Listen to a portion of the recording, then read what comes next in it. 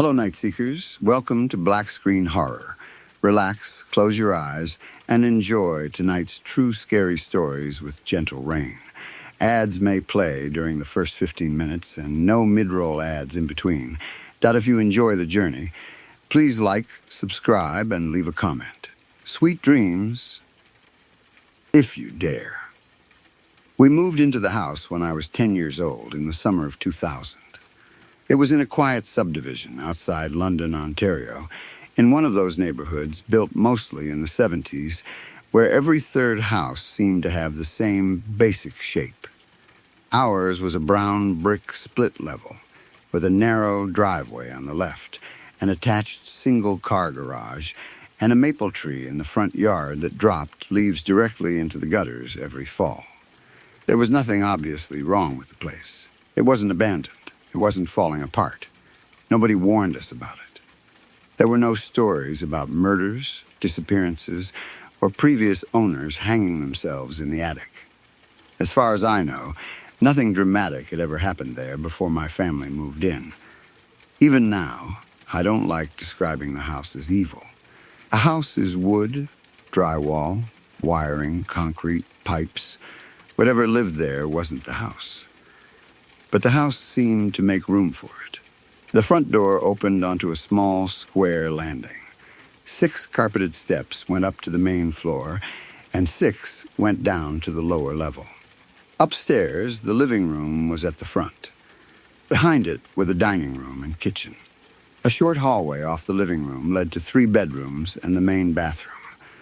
My parents had the bedroom at the end. My younger brother Jamie had the smallest room on the right. Mine was across from his. Downstairs, the layout was more awkward. At the bottom of the stairs was a family room with an old brick fireplace that we almost never used. A door near the fireplace led into the garage. On the other side of the family room was a small laundry room with the washer, dryer, furnace, water heater, and shelves full of paint cans and tools. At the back of the laundry room, partly hidden behind the furnace, was a square plywood hatch about 3 feet wide. Behind that hatch was a crawl space underneath the rear half of the house. It wasn't a basement. You couldn't stand inside it. It was maybe 3.5 feet high at the highest point, with bare concrete underneath and wooden joists above. Insulation hung between the beams. Heating ducts ran through it toward the bedrooms and kitchen upstairs. My dad used it for storage. Christmas decorations, old suitcases, camping equipment, boxes of school papers my mother refused to throw away. I hated that crawl space from the first time I saw it. Not because I thought anything was inside. It just made me uncomfortable in a very physical way. The air smelled like dry earth, fiberglass insulation, and cold concrete. Sounds behaved strangely inside it. If someone moved around upstairs, you couldn't always tell where the footsteps were coming from. Sometimes a noise above you seemed to happen behind you instead. My dad laughed when I told him that. "It's a box under the house, Adam. It's supposed to sound weird." I believed him. At 10 years old, I wasn't a kid who thought monsters lived under beds. I liked horror movies. I liked ghost stories. My friends and I dared each other to walk through cemeteries after dark. But I didn't actually believe in anything supernatural. Neither did my parents. So when small, strange things began happening after we moved in, nobody gave them much importance. The first incident I remember involved the television. We had a heavy 27-inch Panasonic Kurt in the downstairs family room. It sat inside a wooden entertainment unit that my dad nearly threw his back out carrying into the house. Sometimes the television would shut off, not lose power. Shut off. You would hear the little electronic click. The picture would collapse into a white dot, and the red standby light would remain on. At first we blamed the remote. Then we changed the batteries. It still happened. My dad assumed one of the buttons on the television itself was sticking. He cleaned it, Nothing changed. Sometimes it shut off once a week, sometimes not for 2 months. Nobody cared much. Then other things started happening. A picture frame fell forward off my mother's dresser, even though it had been leaning against the wall. A ceramic bowl slid off the kitchen counter while my mother was standing beside it. A stack of magazines dropped from a shelf in the family room when nobody was close enough to touch them. Once, a VH tape shot halfway out of the entertainment unit and landed on the carpet. That one made my dad stop what he was doing. He picked up the tape and looked at the shelf. "What'd you do?" I was sitting on the couch. "Nothing. You bump it?" "No." He put the tape back. That was the entire conversation. If those things had happened constantly, maybe we would have paid attention. They didn't. Months could pass with nothing strange. The house was simply a place where occasionally something happened that didn't make immediate sense. Over time, we stopped discussing it. There was another thing I noticed as I got older. The lower levels sometimes became very quiet. I know that sounds meaningless. Quiet is quiet. But there were different kinds of silence in that house. Normally, even late at night, you could hear something. The furnace fan, the refrigerator upstairs, water moving through pipes, cars on the road outside, Jamie moving in bed, the wood contracting when the temperature dropped. But every few months, usually when I was downstairs alone, everything would stop at once. The first time I paid attention to it, I was about 13. I was lying on the family room carpet doing homework. The television was off. My parents were upstairs. Jamie was outside at a friend's house. Suddenly, the room felt sealed. That's the best way I can describe it. The furnace stopped. The house noises disappeared. Even the traffic outside seemed gone. I could hear my own breathing clearly enough that it embarrassed me. Then my ears popped. Not painfully, just a small pressure change like going down a hill in a car. I sat up. A few seconds later, I heard 3 tiny sounds from inside the laundry room. Tick, tick. I assumed it was the furnace cooling. Then there were 3 more. Tick, tick, exactly the same distance apart. I went to check. Nothing. The laundry room light was on. The furnace was normal. The crawlspace hatch was closed. I went upstairs. By the time I reached the living room, ordinary sounds had returned. That happened often enough over the next few years that I learned to recognize it. The pressure, the silence, then the ticking. It always came from somewhere below the main floor. I never told anybody. There was no reason to. In 2005, when I was 15, my older sister Rachel died. She hadn't lived with us anymore. She was 19 and attending college in Toronto. Rachel and I had been close when we were children and then started fighting constantly when we became teenagers. Nothing unusual about that. She thought I was immature. I thought she had become arrogant after moving away. We still loved each other. We were just very good at annoying each other. The night she died, I was at a friend's house. My parents thought I was sleeping there. We weren't sleeping. We had gotten hold of beer from someone's older brother, and by midnight I was drunk enough to know I couldn't go home. I called Rachel. I knew she was visiting friends in London that weekend. I asked her to pick me up. She was irritated. She told me to call Dad. I begged her not to make me. Dad would kill me if he found out I had been drinking. Rachel finally agreed. She never made it to the house. A driver ran a red light and hit the driver's side of her car. She died before the ambulance reached the hospital. For years afterward, people told me it wasn't my fault. The other driver caused the accident. Rachel made the decision to come get me. There was no way I could have known what would happen. All of that was true. None of it helped. If I hadn't called her, she would not have been on that road. That fact followed me everywhere. After the funeral, I stopped sleeping downstairs. The family room had always been the place where Rachel and I watched movies when she came home. Her old CDs were still in the cabinet beside the television. A denim jacket she had left behind still hung from a hook near the garage door. For months, nobody touched it. My mother couldn't. My father wouldn't. Jamie was only 12 and didn't know what to do with grief, so he mostly avoided talking about Rachel entirely. I did the same thing. That was how my family handled loss. We loved each other, but none of us knew how to say anything useful. So we became quiet. I started spending most of my time in my bedroom. That was when the house changed. Or maybe I changed enough to notice what had always been there. The first thing was the heating vent. There was a rectangular floor register beside my bed. It connected through a metal duct that ran under my bedroom floor and eventually down toward the furnace. One night I woke to a faint tapping inside it. Not loud, not pipes expanding. It sounded precise. 2 taps, then 3, then 2 again.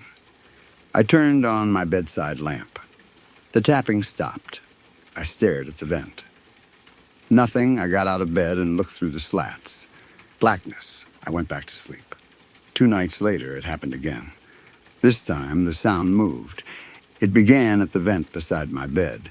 Then I heard it farther away underneath the floor. A few seconds later, something tapped beneath my desk. Then beneath the wall separating my room from Jamie's. I woke him. He got angry. "Do you hear that?" "Hear what?" I told him to listen. Nothing happened. Jamie rolled over. "You're weird." The moment I returned to my bedroom, the tapping began under my bed. I slept with the light on. That became the first of several habits I developed in that house. I kept my door open. I kept the hallway light on. I avoided looking into the floor vent after dark. At 16, I would have been humiliated if my friends knew any of that. During the day, I still thought there was an explanation. Mice, ductwork, the furnace, old metal expanding. At night, those explanations felt weaker. My father checked for mice. He found nothing. We put traps in the crawl space anyway. None were touched. Eventually, the tapping stopped. For several months, everything went back to normal. Then I began having the dream. I don't want to spend too much time describing dreams because dreams are not evidence of anything. People dream strange things, especially people who are grieving and sleeping badly. But this particular dream mattered later. It was always basically the same. I was standing upstairs in our kitchen. Every light in the house was off. I could hear the furnace running below me, but no air came from the vents. Instead, the floor itself seemed to breathe. It would rise slightly under my feet. Then settle. Rise, settle. At the far end of the kitchen, near the stairs, there would be a person standing with its back to me. I never saw its face. What frightened me wasn't the figure. It was the sound. A faint clicking came from its neck. Hundreds of tiny clicks, almost like fingernails touching together. Whenever I tried to move, the room would become harder to breathe in. Then I would wake. I had that dream maybe 6 or 7 times over several months. I never told anyone. Not my parents, not Jamie, not my friends. I didn't even write it down. Then, when I was 17, my friend Corey slept over. Corey had been one of my closest friends since middle school. He was not interested in paranormal stuff. If anything, he was more skeptical than I was. He was the kind of person who ruined horror movies by pointing out every stupid decision the characters made. That night, we stayed downstairs in the family room playing PlayStation until around 2 in the morning. Eventually, we fell asleep. I took the couch. Corey slept on a sleeping bag on the floor. When I woke the next morning, he was already sitting up. He looked terrible. His face was pale, and his hair was stuck to his forehead with sweat. I laughed. Hangover? We hadn't been drinking. He didn't laugh. Instead, he looked toward the laundry room door. Then he said, "You need to do something about this house." I remember exactly how confused I felt. What? He rubbed his face. That room back there. The laundry room? Whatever's behind it. I stopped smiling. What are you talking about? He looked at me strangely. You've never noticed anything? I could have told him then. The television, the falling objects, the silence, the tapping, the dreams. I didn't. I wanted to hear what he would say without influencing him. Noticed? What? Corey looked embarrassed. Forget it. No, tell me. He hesitated. I had a really messed up dream. My stomach tightened. About what? He pointed toward the laundry room. There was somebody in there. I asked what he looked like. Corey shook his head. I don't know. I never saw all of him. What does that mean? He was bent down. Crouching? No, Corey frowned, trying to explain, like he was too tall for wherever he was standing. But I could see his neck. I said nothing. Corey rubbed the side of his own throat. It had all these little holes in it. The room seemed to tilt. What kind of holes? Small ones. He looked at me, like somebody had poked a bunch of holes through wet clay. I felt cold. Corey couldn't have known about my dream. I had never described it. What happened? He looked toward the laundry room again. It knew I wasn't you. That sentence stayed with me. What do you mean? I don't know. You just said it. In the dream, it came out of that room and looked at me. Then it sort of leaned down close. What did it say? Nothing. Then how did you know? Corey became irritated. I don't know, Adam. It was a dream. He stood and started rolling up his sleeping bag. Then he stopped. It didn't want me. I asked him what he meant. He looked directly at me. It wanted you. Neither of us joked about it again. For the next few weeks, nothing happened. That should have reassured me. Instead, I became obsessed. I searched the crawl space during daylight. My dad came downstairs while I was inside and asked what I was doing. I told him I had dropped something through a vent. He gave me a flashlight. I crawled from one end to the other. There was nothing unusual. Concrete, dust, fiberglass, ductwork, storage boxes. Near the far wall, underneath my bedroom, I found an old return air duct that had been disconnected before we moved in. It ended in a flat sheet metal grill about 2 feet wide. The grill had hundreds of small circular perforations. I stared at it much longer than I should have. It reminded me of Corey's description. That didn't prove anything. Old vent covers have holes. Dreams borrow things you've seen without remembering. I had probably noticed the grill years earlier. Maybe Corey had too. I crawled out. I told myself to stop thinking about it. Instead, a few weeks later, Corey and I made the worst decision we could have made. Someone at school had been talking about a Ouija board, not in a serious way. It was a joke. One of those stupid things teenagers do because being frightened on purpose feels entertaining.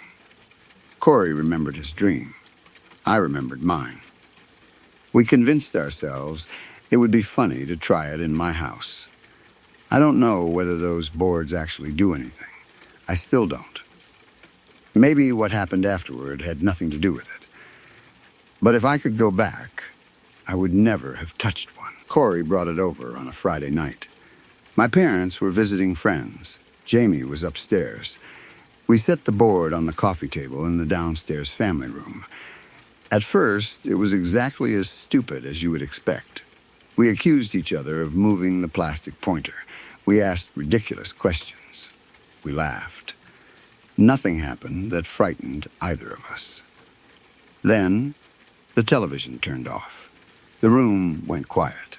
I looked at Corey. He wasn't smiling. The furnace had stopped, too. My ears popped. I heard the old familiar ticking from the laundry room. 3 clicks. Pause, 3 more. Corey whispered, "Was that happening before?" I ignored him. My hands were still resting on the pointer. So were his. I asked if anything in the house was trying to communicate with us. Nothing happened. Then the pointer moved. Slowly, Corey immediately said, "That's you." "It isn't." It slid toward yes. We both removed our fingers. The pointer stopped. Corey laughed nervously. Okay, I wanted to quit. Instead, I put my fingers back. So did he. I asked what was in the house. The pointer moved over several letters. N, O, not no, then T, Y, O, U, not you. Corey frowned. "What does that mean?" I asked, "Who are you talking to?" The pointer moved. A, D, A, M, my hands came off. Corey stared at me. "You're doing that." "I'm not." "Then who is?" I should have ended it. Instead, I became angry. Fear made me angry in those days. So did grief. Almost everything did. I put my fingers back on the pointer. "What do you want with me?" Nothing happened for several seconds. Then the pointer moved. S-T-A-Y. I laughed once. It didn't sound like me. "Stay where?" The pointer moved again. H-E-R-E, Corey said. "I'm done." I wasn't. I asked one more question. "What happens if I leave?" The pointer moved much faster. S-T-O-P. I thought it meant stop asking questions. Then it moved again. B-R-E-A-T-H. I stared at the letters. Corey whispered, "Breath?" The pointer moved one final space, then another. I realized the board hadn't finished. I-N-G. Stop breathing. We threw the pointer across the room. I'm not exaggerating. Neither of us calmly ended the session. We didn't say goodbye. We didn't follow whatever rules people say you're supposed to follow. Corey shoved the board back into the box and told me to get it out of the house. I put it in the garage. The next morning, I threw it into a dumpster behind a shopping plaza. For about 48 hours, nothing happened.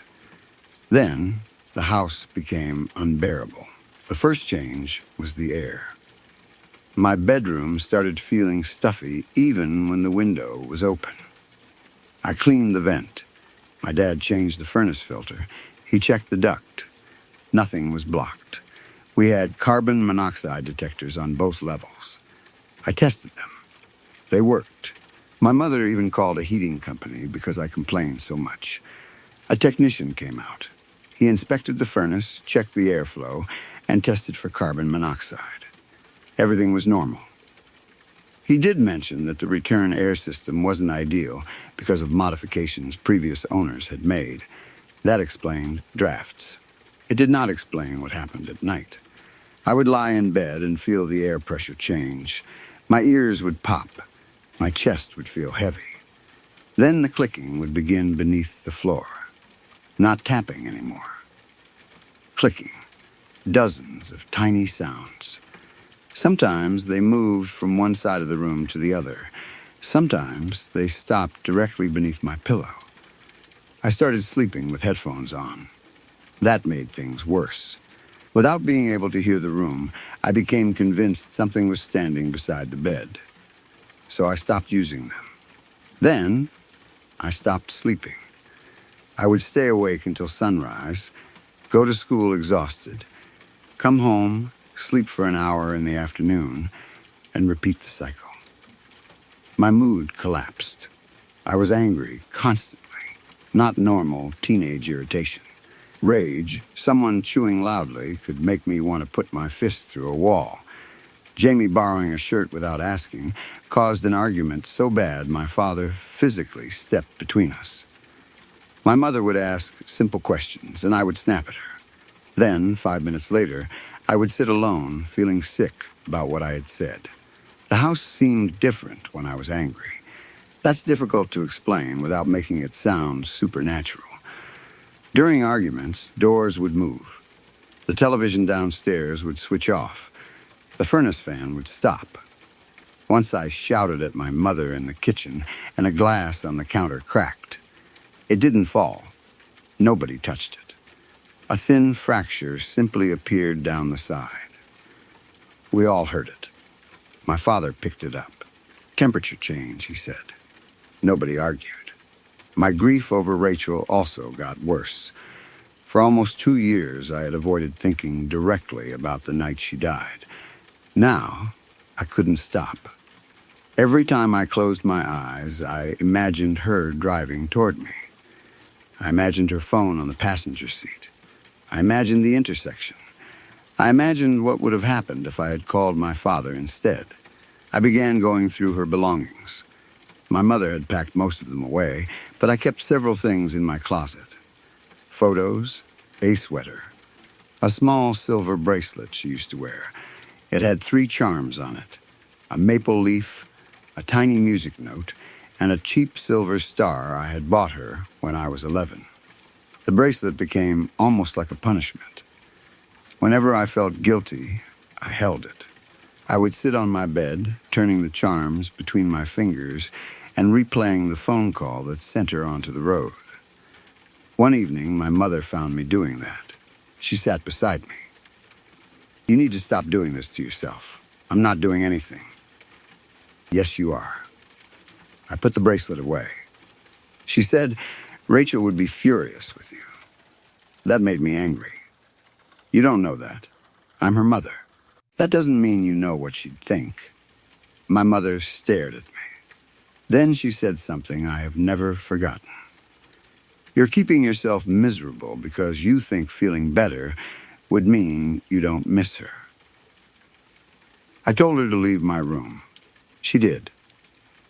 That night I woke with marks on my chest. There were 4 scratches running diagonally from below my left shoulder toward the center of my ribs. They weren't deep, just enough to break the skin. I checked my fingernails. They didn't match the angle. I checked the bed. No exposed springs, no sharp edges. I slept in a t-shirt. The shirt wasn't torn. I told myself I had scratched myself in my sleep. Then the bruises started. The first was on my upper arm. It looked like someone had grabbed me. 4 dark oval marks on one side, one on the other. My mother noticed it while I was eating breakfast. "What happened to your arm?" "I don't know." She looked closer. "Did someone do that?" "No, Adam, I'm serious. She thought I was fighting at school." I wasn't. A week later, I woke with a similar mark above my knee. Then another around my left ankle. That one frightened me. The shape was too clear. You could see where fingers had pressed. Inside each finger-shaped bruise were several tiny darker dots, almost like pinpricks beneath the skin. My mother saw them. So did my father. My dad examined the bed frame. He found nothing. He checked my room for anything I could be hitting while asleep. Nothing. He asked whether I was taking drugs. I got angry. He got angrier. We had a terrible fight.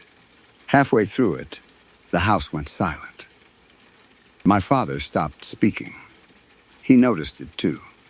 The refrigerator stopped. The furnace stopped. The clock above the stove kept moving, but I could hear every small mechanical click from across the kitchen. Then, something struck the floor beneath us. One heavy impact. My dad looked down. Another impact. Directly underneath the kitchen was part of the crawl space. He went downstairs. I followed. He opened the laundry room. Nothing. The crawl space hatch was closed. My father crouched and checked it. Then, he frowned. There were marks around the latch, small round dents in the painted plywood. Dozens of them. They hadn't been there before. He touched one. "Looks like somebody took a nail set to this." He looked at me.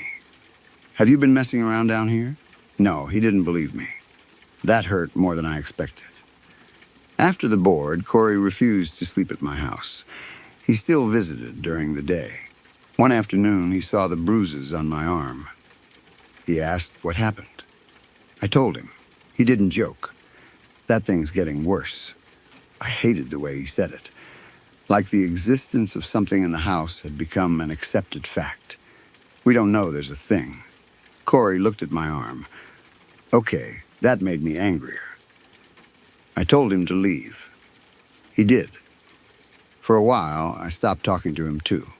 That last year in the house was the loneliest period of my life. I pushed everyone away. My parents, Jamie, Corey, friends at school.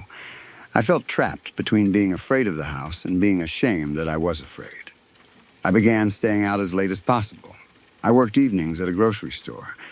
After my shift, I would sit in my car in the employee parking lot until midnight. Sometimes I drove around for no reason. Gas was expensive for a teenager making minimum wage, but I didn't care. I would rather waste money than go home. The strange part was that whenever I slept somewhere else, I felt better. Not completely. Rachel was still dead. I still felt guilty. But the pressure in my head disappeared. I could sleep. I didn't wake with scratches. I didn't feel angry for no reason. Then I would return home, and within hours, that heaviness came back. My mother noticed. She asked if I wanted to see a counselor. I refused. I wish I hadn't. At the time, I heard the suggestion as an accusation that everything was in my head. Now I understand she was trying to help me with the parts that really were in my head, even if other things weren't. In February, my father finally installed a lock on the crawl space hatch. Not because he believed me. He said he was tired of finding it partly open. That surprised me. What do you mean? He looked at me. You haven't been opening it? No. He stared at the hatch. Apparently, for several weeks, he had found it sitting an inch or two away from the frame. He assumed I was going inside. I hadn't entered the crawl space since the day I found the old vent grill. He attached a metal hasp and small padlock. He kept the key on his workbench. The hatch stayed closed for 6 days. On the 7th morning, the padlock was still locked. The hasp had been pulled out of the plywood. Both screws were lying on the laundry room floor. My father was furious. He thought Jamie or I had done it. Neither of us had. He replaced the screws with longer ones. 2 nights later, I woke to clicking underneath my bed. I turned on the light. The sound stopped. I sat upright. Then I noticed something beside my closet. Rachel's bracelet. It was lying on the carpet. I had put it inside a small wooden box in my desk drawer. I checked. The drawer was closed. The box was inside. The lid was open. I picked up the bracelet. It felt cold. Not cool. Cold enough that I dropped it. The silver hit the floor. At that moment, something underneath the floor moved. I heard a scraping sound travel from beneath my bed toward the wall. Then the floor register beside me lifted slightly. Just one corner. I stared. It settled. Then lifted again.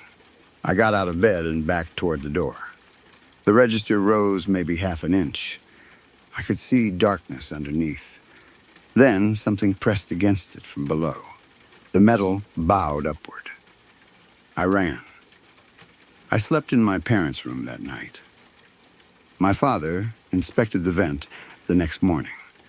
The register was bent, not dramatically, but one side had been pushed upward enough that it no longer sat flat. He removed it and looked into the duct. Nothing was inside. He asked whether I had stepped on it. I hadn't. He knew that wouldn't explain the direction of the bend anyway. That was the first time I saw doubt in my father's face. He didn't say ghost. He didn't say spirit. He simply stopped accusing me of causing things. A few weeks later, something happened to Jamie. Until then, whatever was happening seemed focused almost entirely on me. Jamie had heard noises and noticed doors open, but he had never been touched. That changed one night in March. I was downstairs watching television. My parents were asleep. Jamie came down around 11:30 to get clothes from the dryer. A minute later, I heard him yell. Not scream, more like an angry shout. I ran into the laundry room. He was standing beside the dryer, staring at the crawlspace hatch. "What happened?" He pointed. "Someone pushed it. The hatch was locked." "What do you mean?" "I was standing here and it moved." "How?" "I don't know." He demonstrated. He said the whole plywood panel had pushed outward against the lock, as if something behind it had leaned into it. I told him it was probably air pressure. Then it happened again. The center of the hatch flexed outward. Not much, maybe half an inch, but we both saw it. Jamie stepped backward. The padlock rattled, then the plywood relaxed. Neither of us moved. A few seconds later, something clicked behind the hatch. One click, then another, then dozens. The sound spread across the wood in a fast, uneven pattern. Jamie whispered, "What is that?" I grabbed his arm. We left. The next morning, my father opened the hatch. The crawl space was empty, but several boxes had moved. Christmas decorations that had been stacked near the entrance were now several feet deeper inside. One cardboard box had been crushed on one side. Dad blamed shifting. I didn't argue. By April, my parents had started discussing moving. They said it was because the house was too large now that Rachel was gone and I would soon finish high school. I knew that wasn't the only reason. My mother had begun sleeping with her bedroom door shut. My father stopped going into the crawl space alone. Jamie refused to use the downstairs bathroom at night. Nobody called the house haunted. We didn't need the word. Then one evening my mother found something that finally made her cry. Rachel's denim jacket had been hanging downstairs beside the garage door since her death. My mother had never moved it. That afternoon it was gone. She searched the closet upstairs, the garage, Rachel's boxes. Nothing. Eventually we found it in the crawl space. It was lying on the concrete about 15 feet from the hatch. My father had to crawl inside to retrieve it. When he brought it out, the back of the jacket was covered in small, round stains. Not dirt, dark rust-colored circles. Hundreds of them. My mother tried washing it. The marks didn't come out. She threw the jacket away. I went outside later and took it out of the garbage. I hid it in the trunk of my car. I couldn't explain why. The house was hurting us, but I still couldn't let go of anything connected to Rachel. That night, my mother confronted me. She had seen me take the jacket. "Why are you doing this? It's hers. She isn't coming back for it." I shouted at her. She shouted back. Jamie came out of his room. My father stepped between us. I don't remember everything I said. I remember one sentence. I told my mother that she had no right to throw Rachel away. The moment I said it, I regretted it. My mother's face changed. She didn't answer. She went into her bedroom and shut the door. My father stared at me. "You need to get yourself together." Then he followed her. Jamie looked at me for a second. He went back into his room, too. I stood alone in the hallway. The house became silent. My ears popped. I knew what was coming. Clicking began underneath the floor. I went to my room and slammed the door. I sat on the edge of my bed, trying to calm down. I could feel my pulse in my neck. The clicking moved beneath me. I opened my desk drawer. Rachel's bracelet wasn't there. I checked the wooden box. Empty. I searched the floor. My closet. Under the bed. Nothing. Then I heard 3 tiny metallic sounds from the heating vent. I stared at it. Something glittered beneath the grill.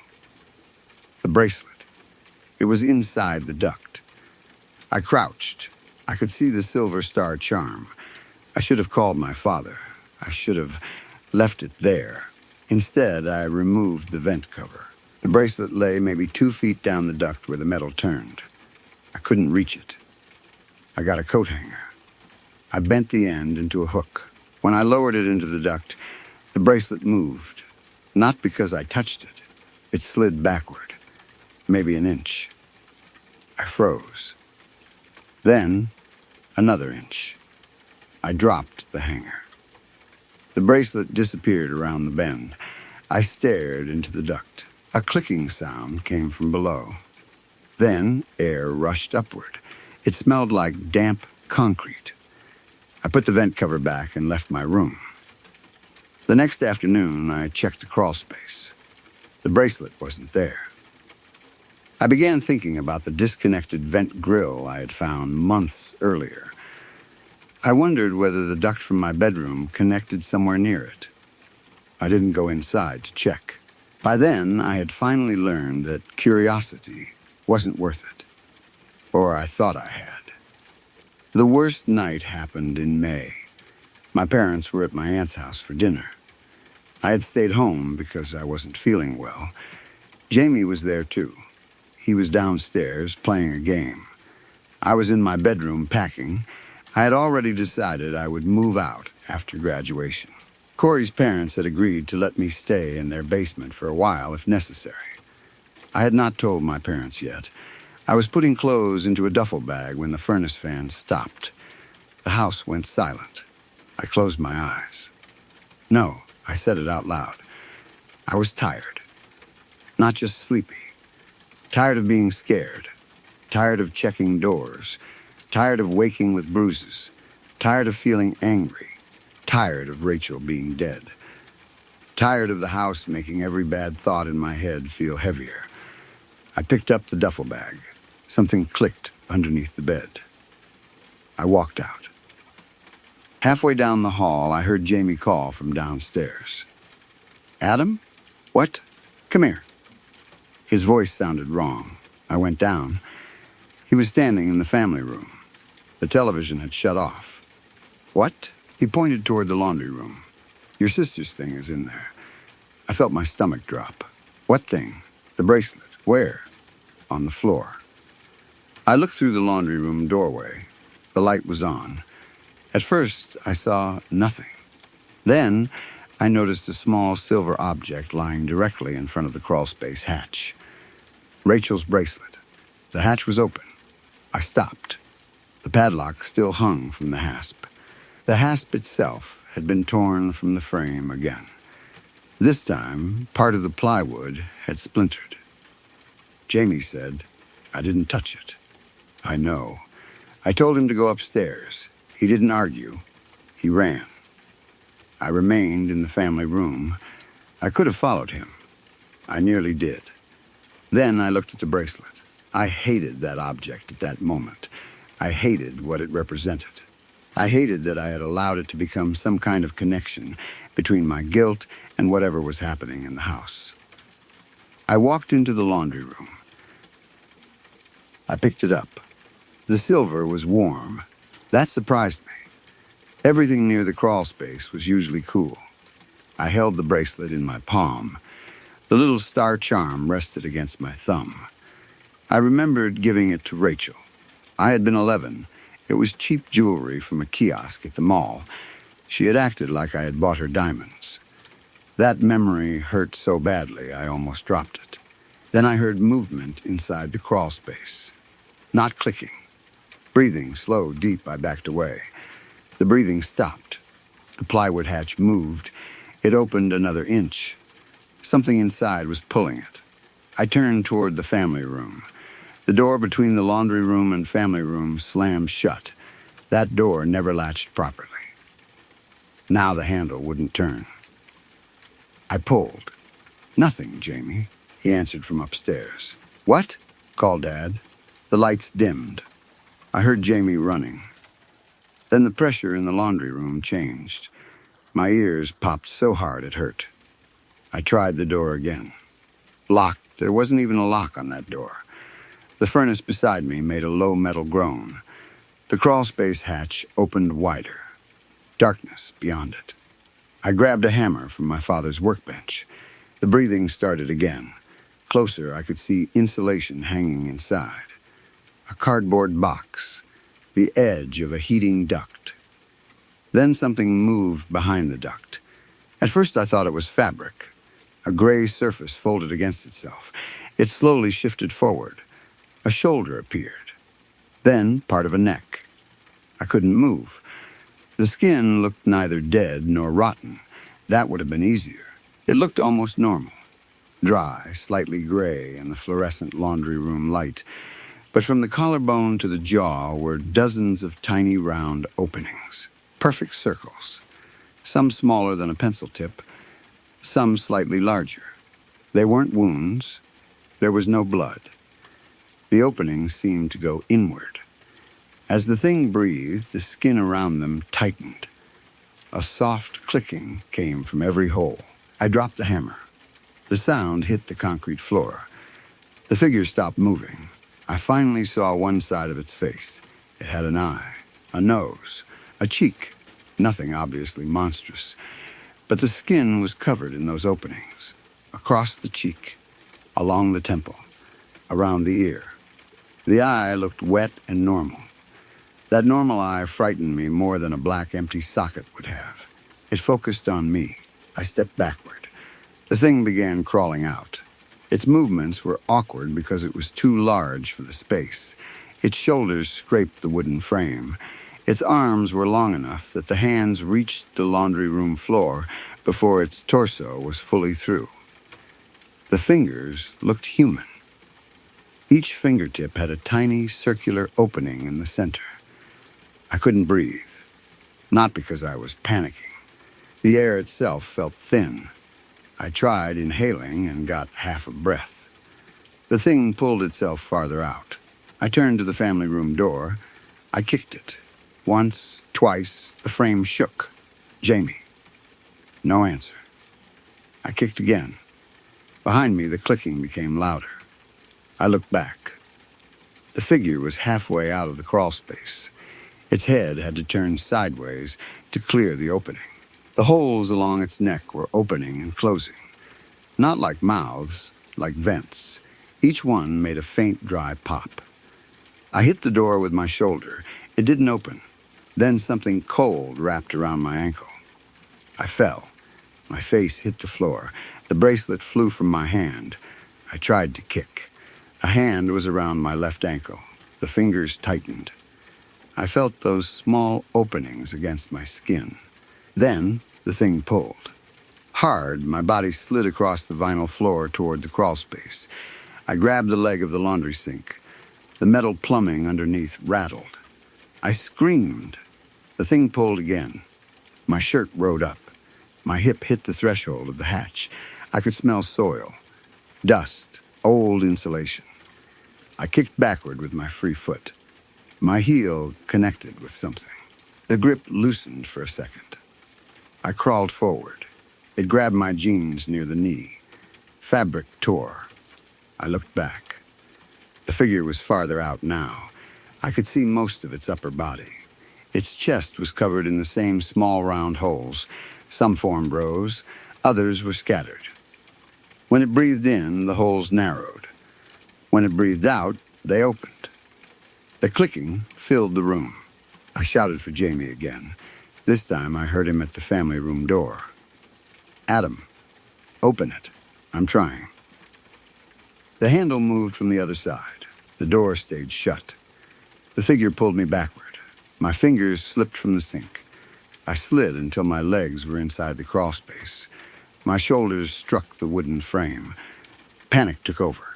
I kicked, punched, grabbed anything I could. My hand closed around the edge of the plywood hatch. The thing shifted behind me. Its arm wrapped around my waist. The pressure squeezed the breath out of me. I tried screaming. Nothing came out. Then I heard a small metallic sound beside my face. Rachel's bracelet. It had landed near the hatch. The star charm caught the light. For one insane second, everything else disappeared. I saw Rachel wearing it. Rachel laughing at the mall. Rachel driving toward me because I was too afraid to call my father. Rachel dead because someone else ran a red light.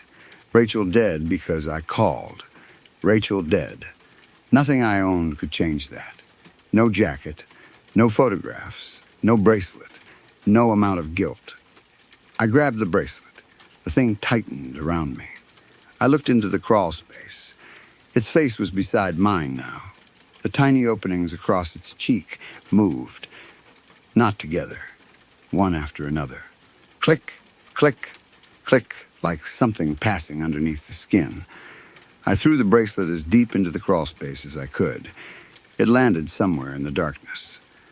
The figure reacted instantly. Its head turned. Every opening in its neck widened. The grip around my waist loosened. I pulled forward. The hand caught my shirt. Fabric ripped. I dragged myself through the hatch. At the same moment, Jamie threw himself against the laundry room door from the other side. The frame cracked. The door opened. I crawled into the family room. Jamie grabbed both of my arms and pulled. Something seized the back of my leg. I screamed. Jamie screamed, too. For several seconds, we were both on the carpet, him pulling my arms while something pulled me toward the laundry room. Then, I heard our front door open upstairs. My father shouted. The grip disappeared, not loosened. Disappeared, I fell forward on top of Jamie. The laundry room door slammed. The whole lower level shook. My father came running downstairs. He found us on the floor. My jeans were torn from behind the knee almost to my calf. My shirt was ripped across the lower back. Blood was running down my left leg. My dad tried to open the laundry room door. I begged him not to. He ignored me. It opened normally. The room was empty. The crawl space hatch was wide open. My father turned toward me. What happened? I couldn't answer properly. I kept saying there was someone inside. Dad grabbed a flashlight. My mother stopped him. For once, she didn't ask for an explanation. She called the police. 2 officers searched the house. Then they searched the crawl space. Nobody was there. No open exterior access. No broken basement window because there were no windows in that part of the crawl space. No hidden door. No intruder. But they found physical damage. The laundry room doorframe had split near the latch. My jeans were torn. My shirt had 6 small round punctures along the lower back, even though I had never felt anything sharp touch me there. My ankle was already bruising. By the next morning, the bruise had developed into a clear hand shape. Inside the marks from each finger were clusters of tiny dark circles. My father photographed them. He didn't say why. The scratches on my leg were deep enough that my mother took me to a walk-in clinic. I needed several adhesive closures on 2 of them. The doctor asked what had caused the injuries. We said I had fallen while moving things in the basement. He looked at the bruises. He didn't seem convinced. Neither was I. My father went back into the crawl space the following afternoon with my uncle. They emptied most of it. They removed boxes, old furniture, camping equipment, Christmas decorations. They inspected the ducts, the concrete, the insulation. My father even measured the space because I kept insisting something large had been inside. They found no animal, no footprints, no tunnel, no evidence anyone had entered from outside. They did find Rachel's bracelet. It was near the far wall. That shouldn't have been possible. From the hatch to where they found it was almost 20 feet. I could not have thrown it that far while lying on the floor. There were heating ducts and support posts in the way. My father brought it upstairs. I refused to touch it. My mother put it in a kitchen drawer.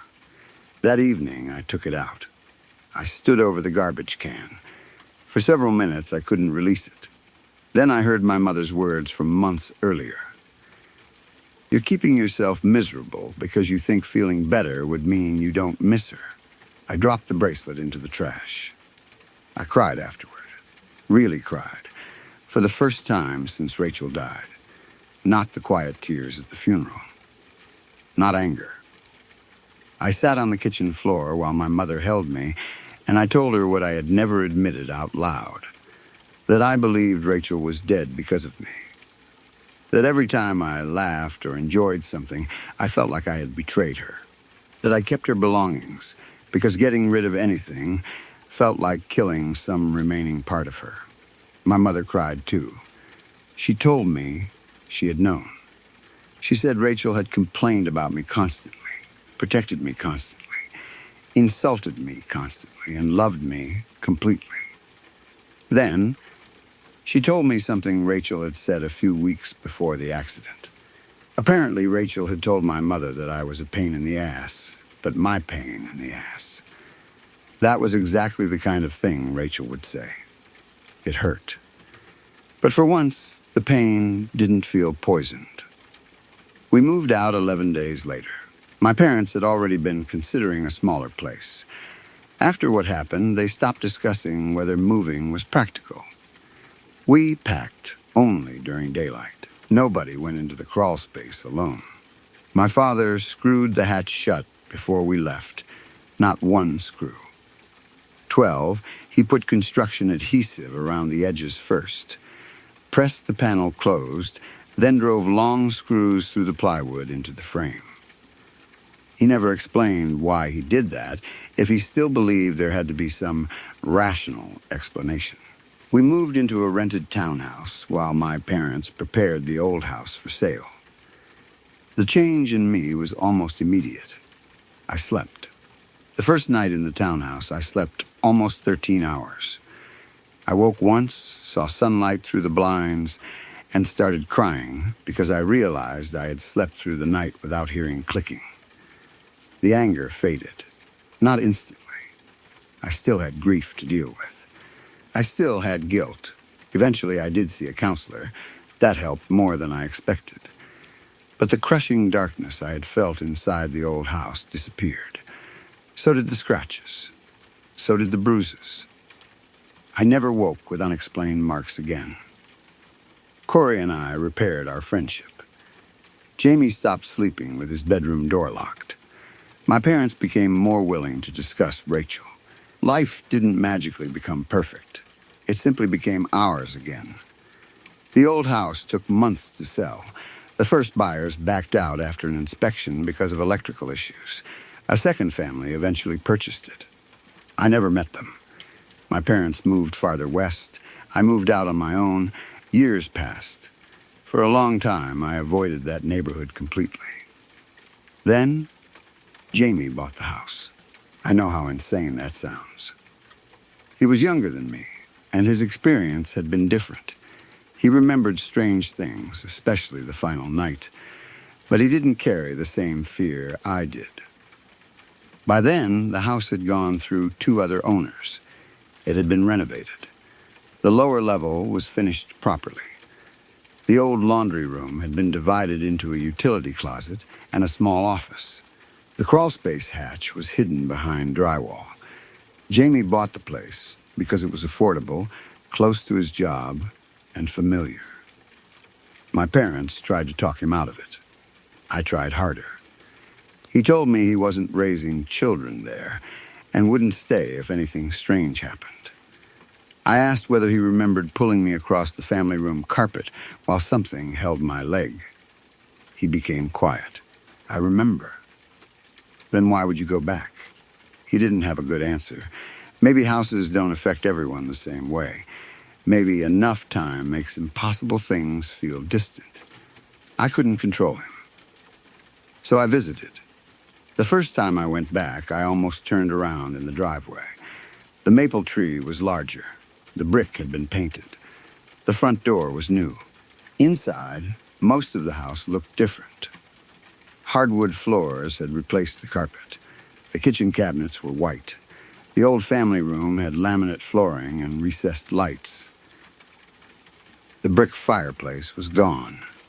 Jamie had a large flat-screen television mounted where our entertainment unit used to stand. For 20 minutes, I felt stupid for being afraid. It was just a house. Then I went downstairs. The moment I reached the lower landing, my ears popped. I stopped. Jamie was ahead of me. You okay? Yeah, the air smelled different because of the renovations. Fresh paint, laundry detergent, wood and no damp concrete, no dust. Still, my body remembered before my mind did. My shoulders tightened. My mouth went dry. Jamie showed me the office he had built where part of the laundry room had been. I barely listened. On the wall near the floor was a new return air grill. White metal, rectangular, fastened with 4 screws. The openings weren't round. They were narrow, horizontal slots. I stared at it anyway. Jamie noticed. They moved the ductwork. I nodded. He changed the subject. I left after less than an hour. Nothing happened. I told myself that was good. I visited a few more times over the following years. Every time I entered, I felt uncomfortable. Never as badly as before. Just a pressure, a heaviness, something in my body telling me I had stayed too long before my mind reached the same conclusion. Jamie said he had experienced nothing. No objects moving, no television shutting off, no sounds, no marks. I wanted to believe whatever had happened was over. Then, about 3 years ago, I stopped by to help him move a desk. We carried it downstairs into the office. While Jamie went back outside to get the chair, I remained alone. I was kneeling beside the wall, plugging in a power strip, when I noticed something underneath the return air grill. A tiny silver object. At first I thought it was a screw. I reached toward it. Then I recognized the star. My sister's bracelet was looped around one of the metal slots. I didn't touch it. I couldn't. Jamie came back. He found me still kneeling there. "Where did you get that?" I pointed. His face changed. He remembered the bracelet. I asked whether he had put it there. He swore he hadn't. I asked if our mother had given it to him. "No," I called her. She had never seen the bracelet after I threw it away before we moved. Jamie fetched a screwdriver. I told him not to. He removed the 4 screws holding the vent grill to the wall. The bracelet did not fall. It wasn't hanging from the front. It was wrapped around the metal from behind. The chain had been threaded through 2 slots and fastened around an internal support where nobody could have reached it without removing the grill first. Jamie stared at me. Neither of us spoke. Then he slowly pulled the vent cover away from the wall. On the inside surface, hidden until that moment, were hundreds of tiny round dents. The clasp of Rachel's bracelet was fastened among them. In the fall of 2003, I was 22 years old and living with my mother in the same house where I had grown up. It was a 1-story brick ranch outside Pittsburgh, Pennsylvania, built sometime in the early 60s. Nothing about it looked frightening. The houses on our street were nearly identical, with low roofs, small front lawns, aluminum storm doors, and driveways that ran along one side to detached garages in the back. Most of our neighbors had lived there for 20 years or more. People left porch lights on for one another. They brought garbage cans in if someone forgot. In winter, whoever got outside first usually cleared part of the next driveway while they were doing their own. Our house had 3 bedrooms, 1 bathroom, a basement, and a kitchen that sat almost exactly in the center of everything. The front door opened into the living room. If you walked straight through the living room, you reached a wide opening into the kitchen. On the opposite side of the kitchen was a narrow hallway leading to the bedrooms. My mother's room was the first door on the left. The bathroom was across from it. A linen closet came next, then my bedroom at the very end. The refrigerator stood against the right-hand kitchen wall near the hallway entrance. That detail matters. If I stood in front of the refrigerator and opened its door with my left hand, my body naturally turned a little toward the cabinets. From that position, the hallway was no longer directly in front of me, but I could still see most of it from the outer edge of my left eye. That was where I first saw the man. It happened a little after 1 in the morning in October. I had been watching television in the living room after my mother went to bed. I don't remember what was on, probably some late-night rerun. We had basic cable, and I had a habit of falling asleep on the couch with the television running until the blue light filled the whole room. That night, I was still awake and hungry. I went into the kitchen to get something to drink. I opened the refrigerator, bent down, and started moving things around on the bottom shelf. At the edge of my vision, someone was standing in the hallway. It was so ordinary at first that my brain accepted it before I became frightened. A man, adult height, standing almost exactly halfway between the bathroom door and my bedroom. I turned immediately. The hallway was empty. I didn't jump or yell. I just stood there holding the refrigerator door open, looking down the hall. The bathroom door was partly open. My bedroom door was open wider. The small nightlight my mother kept plugged into the wall near the bathroom cast enough yellow light for me to see the carpet, the baseboards, and the bottom half of the bedroom doors. There was nowhere for anyone to go. I closed the refrigerator and walked down the hall. My mother was asleep. I checked my room. Empty. Bathroom. Empty. Then I checked the front door and the back door, even though I knew that was ridiculous. Both were locked. I remember smiling to myself after that, because I already knew what had happened. Peripheral vision is unreliable. That was my explanation. Your eyes pick up movement and shape better at the edges than they pick up detail.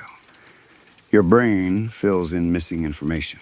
If you're tired, you can mistake a coat, a doorway, or even a darker section of wall for a person. I wore glasses, too, which gave me another explanation. The lenses sometimes caught reflections from lamps or car headlights. So I wasn't bothered. Not yet.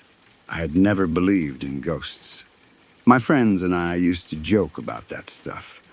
We had gone into abandoned buildings, played with a Ouija board because somebody's older sister owned one, and driven out to supposedly haunted roads at 2 a.m. just to scare ourselves. I enjoyed paranormal stories for the same reason I enjoyed horror movies. They were fun because I didn't believe them. The next morning, I even tried to recreate what I had seen. I opened the refrigerator and stood in exactly the same place. The hallway looked normal. I moved a chair. I hung my jacket on the back of it. I opened the bathroom door to different angles.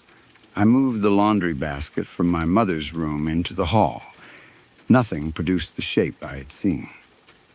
That bothered me slightly, but not enough to matter. A week earlier, my mother had moved a few boxes out of the basement and stacked them beside the linen closet. I decided that was probably what my brain had used. Problem solved. At least that's what I told myself. The second time happened 3 nights later. Again, it was late. Again, I was at the refrigerator. And again, I wasn't thinking about the first incident. That became important later. Whenever I deliberately looked for the man, I saw nothing. It only happened when I forgot about it. I was standing in the kitchen drinking orange juice directly from the carton when I opened the refrigerator to put it back. There he was, same place, same height, same adult male shape.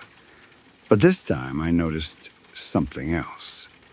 There was a thin, pale line running straight through the middle of him. I couldn't tell whether it was on him or behind him. It went from somewhere near the top of his head down through his chest.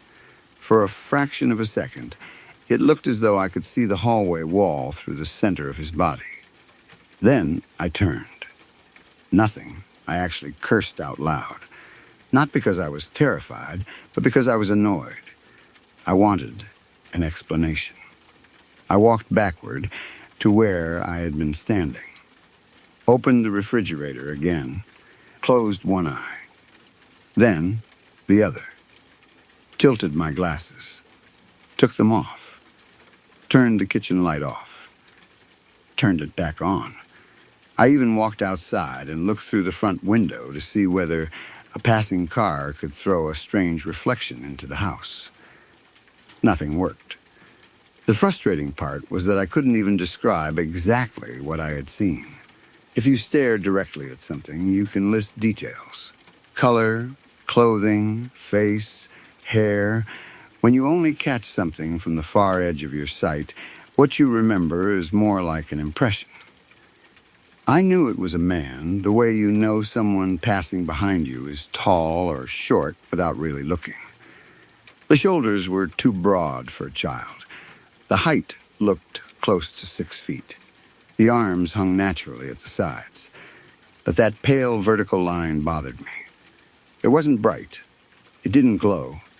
It looked more like a narrow piece of the background was somehow visible where his body should have blocked it. I slept fine that night. I wish I could say that was when I became afraid. But it wasn't. The reason I didn't scare easily back then had less to do with courage than with everything else happening in my life. My father had died 11 months earlier. His name was Raymond. He was 54. He had worked maintenance for a packaging plant for almost 30 years, and he was one of those men who could repair almost anything without making a big deal about it. Furnace stopped working. He fixed it. Car wouldn't start. He found the problem. Faucet leaking, lawn mower smoking, basement outlet sparking. He handled it. He wasn't an emotional man. Neither was I. That became a problem after he died. His death was sudden. A heart attack at work. One morning, he left the house carrying a thermos and complaining about the Steelers. And by lunchtime, my mother was sitting in an emergency room waiting area while a doctor explained that he was gone. I had seen him the night before. We had argued. The argument itself was stupid. I had dropped out of community college and was working part-time at an auto parts store. My father thought I was wasting time. I thought he was treating me like a child. He told me I needed to decide what I was doing with my life. I told him it was my life, not his. He said something about still living under his roof. I told him I could fix that. Then I went out with friends. When I came home, he was asleep. The next morning, I didn't see him before he left for work. That was it. For almost a year afterward, I replayed the argument in my head, even though I knew it had nothing to do with his death. Grief doesn't care about logic. You look for the last thing you did wrong and convince yourself it matters more than everything you did right before it. My mother handled his death differently. She cleaned. She organized. She gave some of his clothes to charity and boxed the rest. I fought her about that. Not openly. I just kept finding reasons to delay things. His work jacket stayed on a hook beside the basement door for months. His coffee cup stayed in the cabinet. His old answering machine remained plugged in because it still had one message from him saved on the little cassette inside. The message wasn't important.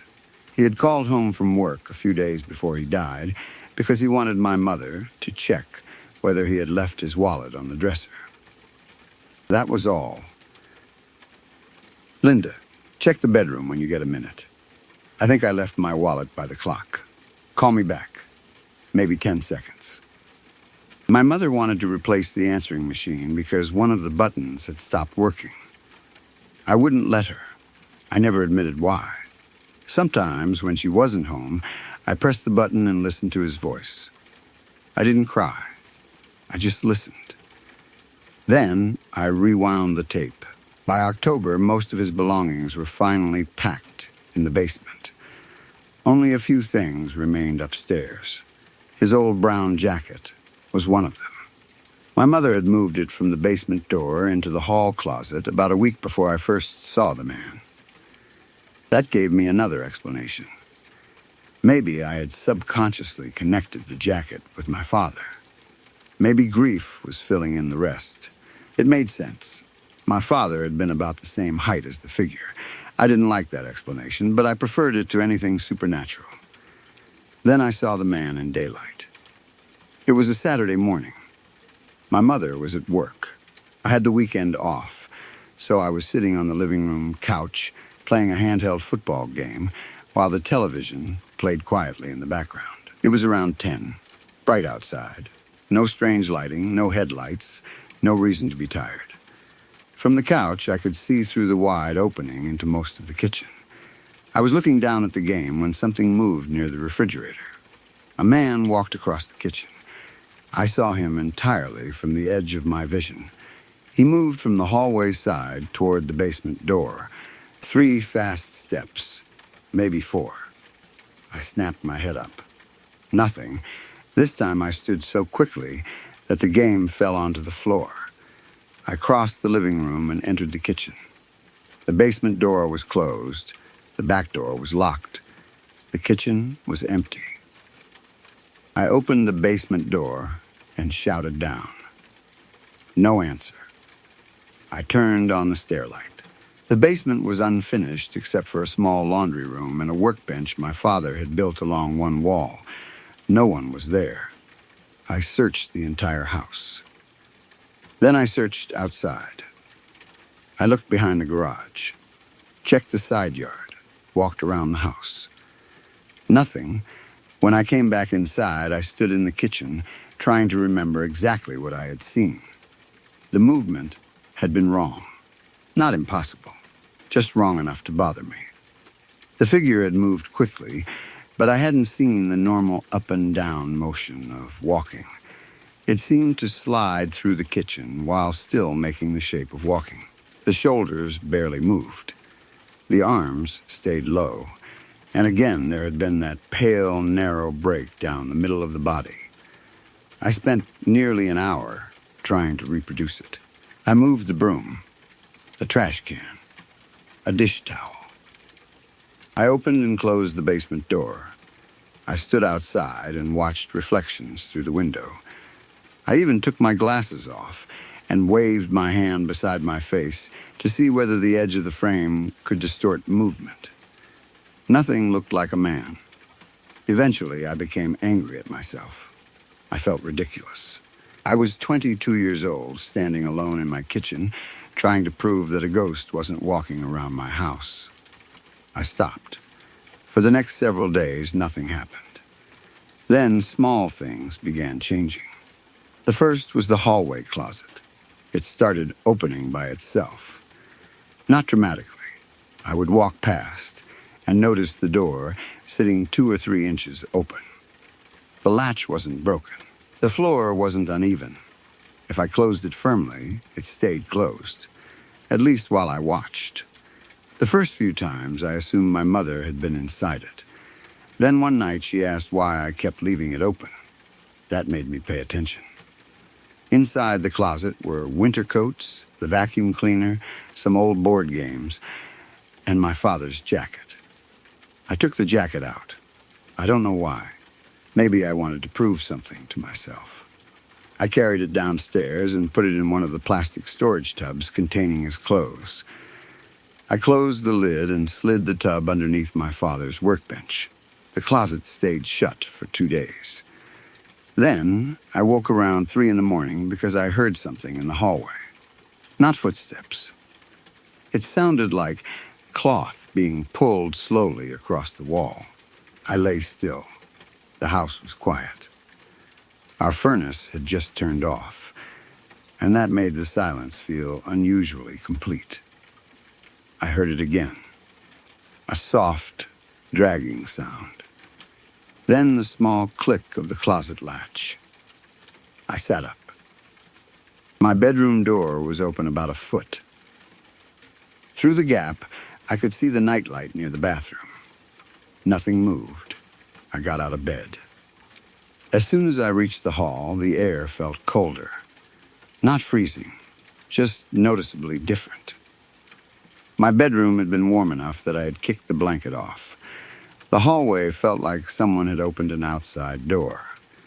The closet was open, maybe 6 inches. I walked toward it. I remember my mouth becoming dry. That annoyed me, because I knew it meant I was scared. I pulled the door open. The coats were still, nothing inside. I reached past them and touched the back wall. Cold plaster. I looked up at the shelf.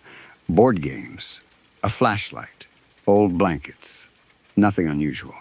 Then I heard the refrigerator motors start in the kitchen. At the same time, something moved behind me. I didn't see it directly. I felt it as a change in the hallway, a darker shape crossing the edge of my left eye. I turned. Empty hall. I went back to bed and shut my door completely. That was the first time I did that. The next morning, I checked the closet latch. It worked perfectly. After that, the man started appearing more often. Not every night, maybe 2 or 3 times a week. Always briefly. Always when I wasn't looking for him. Sometimes he stood in the hallway. Sometimes he crossed the kitchen.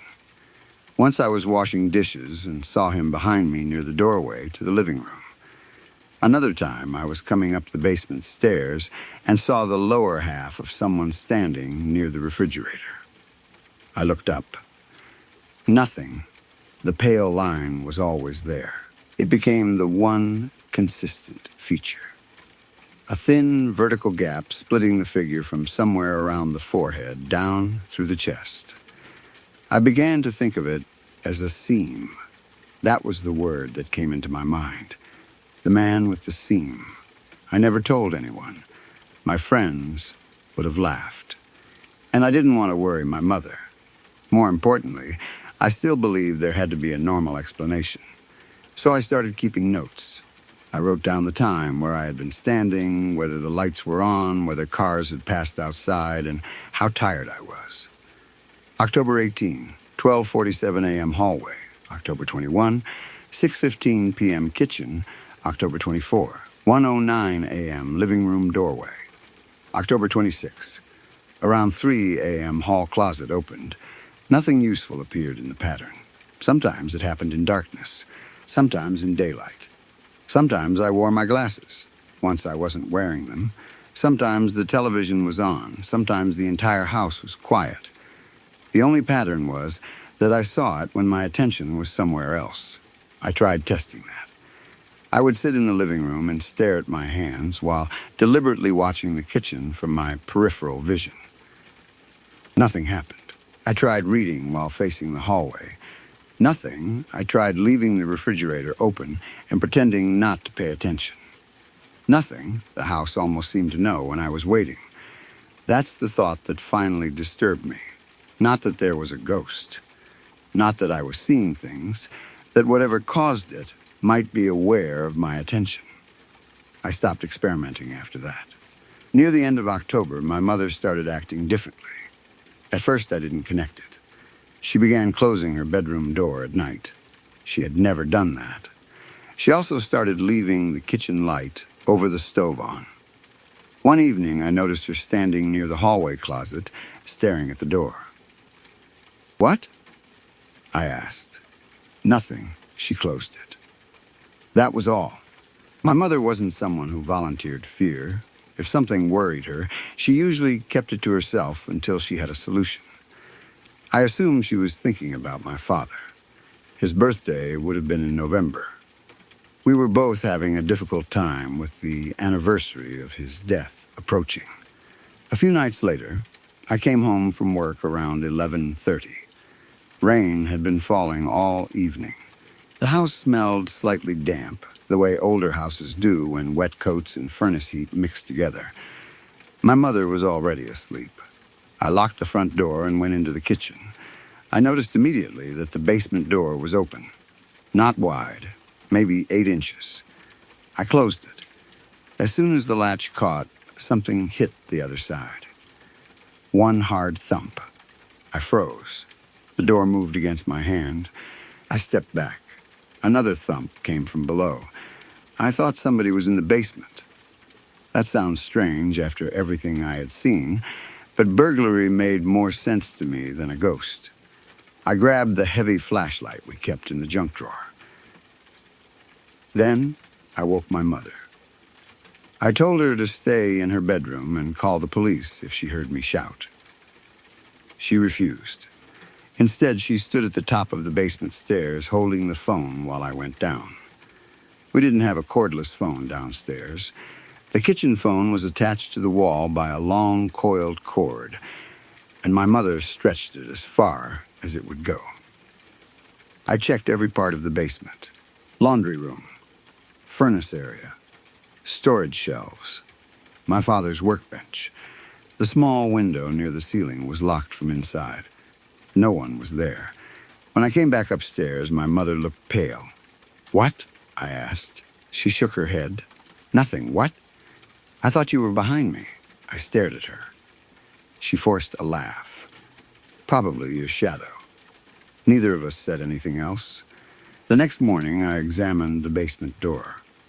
There were 2 fresh marks on the inside. They looked like shallow dents where something hard had struck the wood.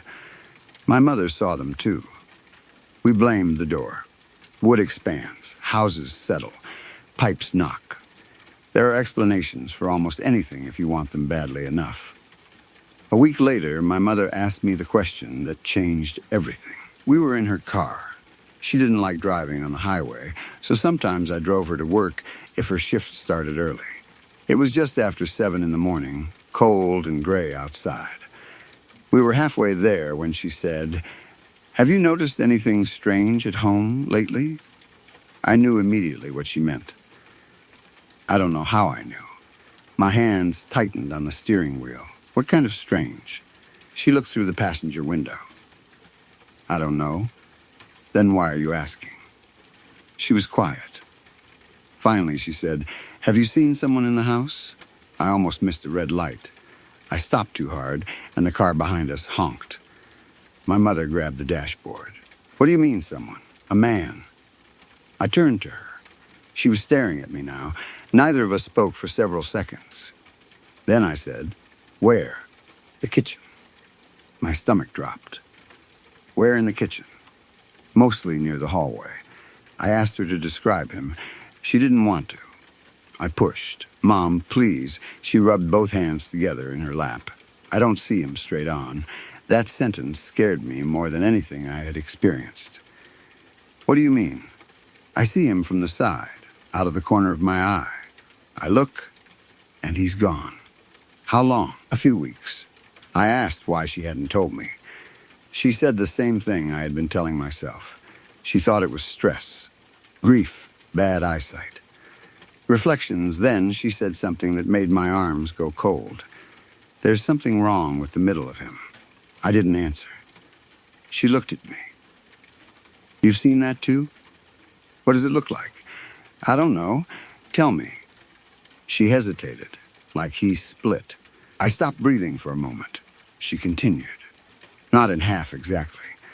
There's just a thin space through him, like you can see the wall where part of him should be." The light turned green. Someone honked behind us again. I drove. Neither of us spoke for the rest of the trip.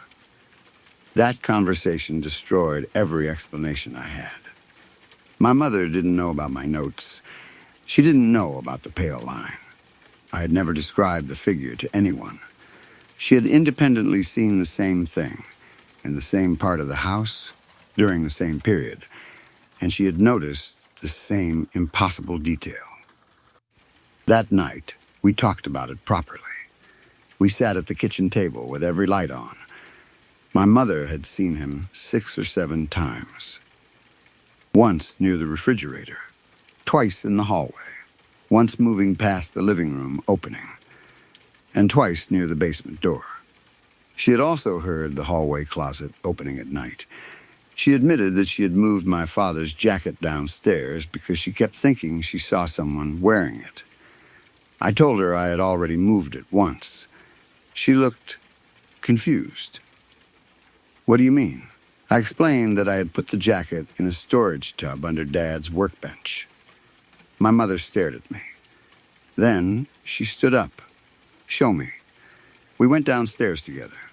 The tub was where I had left it. I pulled it out. The lid was closed. Inside were my father's shirts, 2 pairs of work pants, several old sweaters, and a baseball cap. The brown jacket wasn't there. We searched every container. Nothing. My mother became irritated. She accused me of putting it somewhere else. I told her I hadn't. We checked the hall closet. No jacket. His bedroom closet. garage, laundry room. Nothing. Eventually, my mother said she must have given it away and forgotten. I wanted to accept that. Grief had made both of us forgetful. But I remembered carrying the jacket downstairs. I remembered folding it. I remembered putting it on top of his blue work shirt. I remembered closing the lid. For the first time, my mother suggested we should stay somewhere else. Not because she believed the house was haunted. She still refused to say that. She said maybe we both needed a change. Maybe being surrounded by my father's things was affecting us. I agreed. We planned to spend the following weekend at my aunt's house. Before that could happen, things became worse. The next night, I woke to the answering machine. My father's message was playing. I heard his voice from the living room. "Linda, check the bedroom when you get a minute." I opened my eyes. For a few seconds, I didn't understand why that was strange. Then I remembered nobody had pressed the button. I think I left my wallet by the clock. I got out of bed. "Call me back." Click. Silence. I stood in my bedroom doorway. The hallway was empty. I walked into the living room. The answering machine sat on the small table beside the phone. Its red light was on. I stared at it.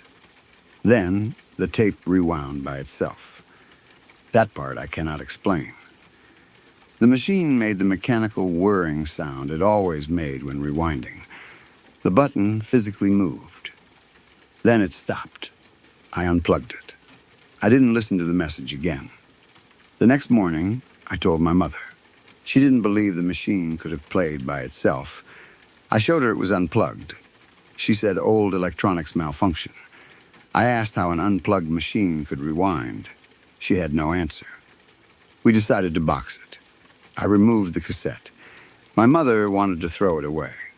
I wouldn't let her. That became our first real argument since my father died. "It's just a tape," she said.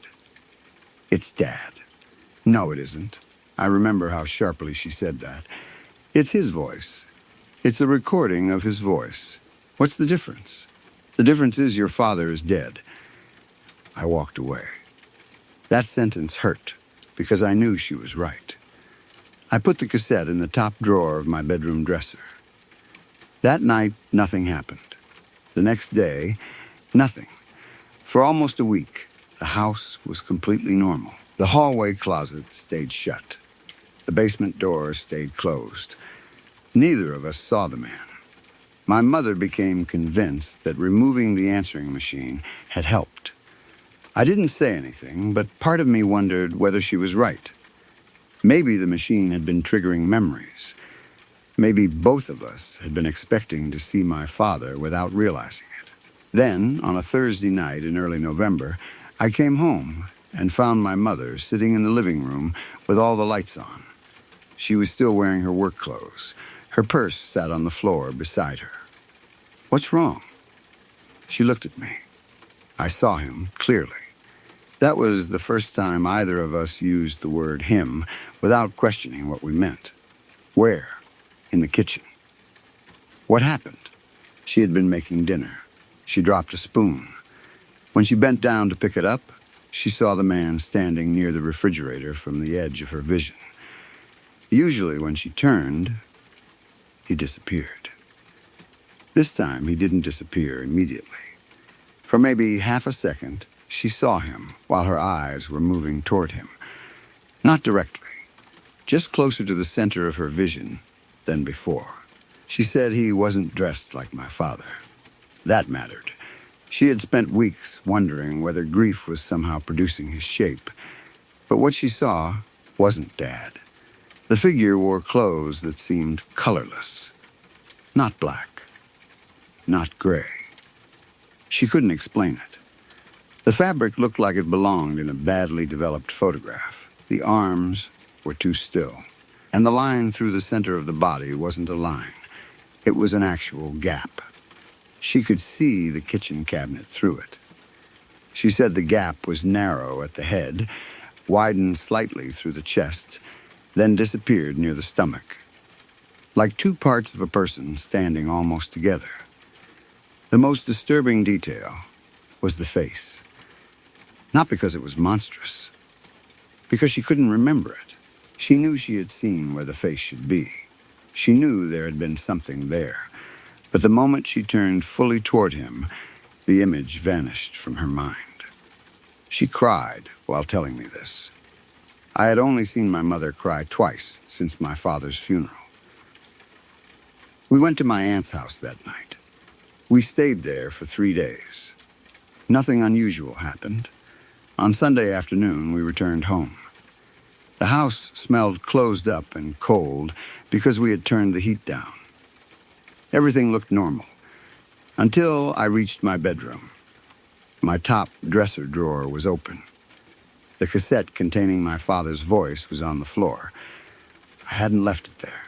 My mother had watched me put it in the drawer. The plastic casing was cracked down the middle, not broken into pieces, just split by one narrow line from top to bottom. My mother stared at it. I picked it up. "Throw it away," she said. I didn't. I taped the crack. Then I placed the cassette in a small metal box and locked it. I hid the key. I still couldn't let go. That is the part I regret most. Not because I know the cassette caused anything. I don't. But by then I understood that the haunting, or whatever it was, seemed to react whenever my father's belongings were moved. Instead of getting rid of them, I held tighter. The next incident was physical. It happened 2 nights later. I woke because my bedroom door was slowly opening. I had closed it before going to sleep.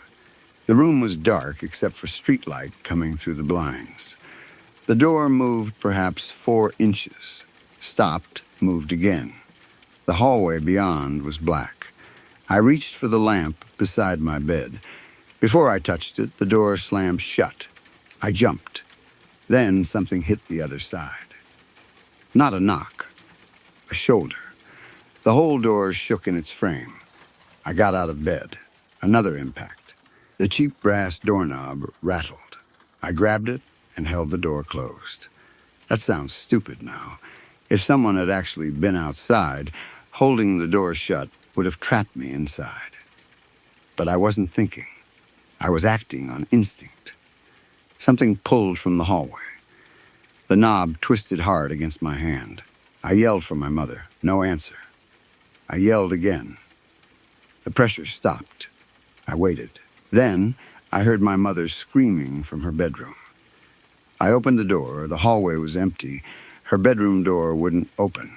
I turned the knob. Locked. "Mom, I'm trying." She was pulling from inside. I shoved my shoulder against it. The door opened suddenly, and I nearly fell into the room. My mother was standing beside the bed. "What happened?" She pointed toward the hallway. He was outside my door. I looked. Nothing, she said. She had woken because someone was standing in the hall. Her door had been partly open. She could see the figure from the edge of her vision. He stood between our bedrooms. Then her door closed by itself. The lock clicked. While she tried to open it, she heard me shouting. We checked the house. No intruder. No open windows. No damaged locks. But my bedroom doorknob had 3 fresh scratches around the keyhole. They were deep enough to expose bright metal beneath the brass finish. My mother ran her fingernail across them. Neither of us said anything. Those marks remained there until we eventually replaced the door. They were the first evidence that couldn't disappear when we looked directly at it. The next morning, my uncle came over. We didn't tell him everything. We said the doors had been acting strangely. He checked the frames. He adjusted the hinges. He inspected the locks. He told us old houses shifted with temperature changes. Then he saw the marks on my doorknob. "What did you do here?" "Nothing." He looked at me. "Looks like somebody tried to force something into it." There was no explanation for that. My mother asked him to stay for dinner. He did. Nothing happened while he was there. That became another pattern. The house behaved normally around visitors. A week passed. Then another. The anniversary of my father's death approached. My mother became quieter. I started having trouble sleeping. I stopped using the refrigerator at night. If I wanted water, I filled a glass before going to my room. I kept my bedroom door closed. I left a lamp on. I hated myself for doing those things. I still didn't believe in ghosts, at least not in the way I had always understood the word. I didn't think dead people floated around houses.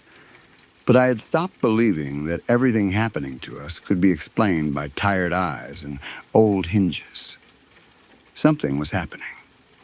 I just didn't know what.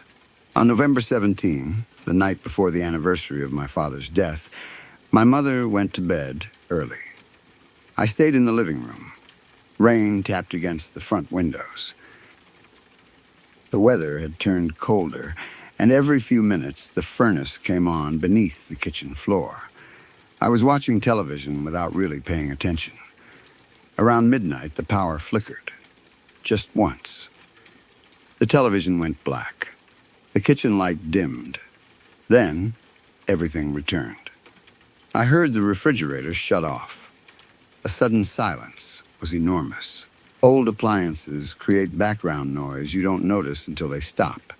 Without the refrigerator motor, I could hear water moving in the heating pipes, rain against the gutters, the clock in the kitchen, and something else.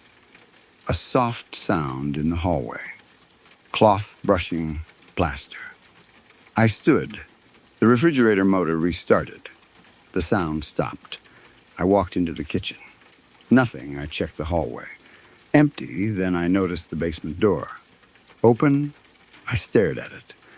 I had checked that door before sitting down. It had been closed. I walked over and shut it. The latch clicked. I turned toward the living room. At the edge of my right eye, a man stood beside the refrigerator. Closer than ever before, maybe 5 feet away. I froze.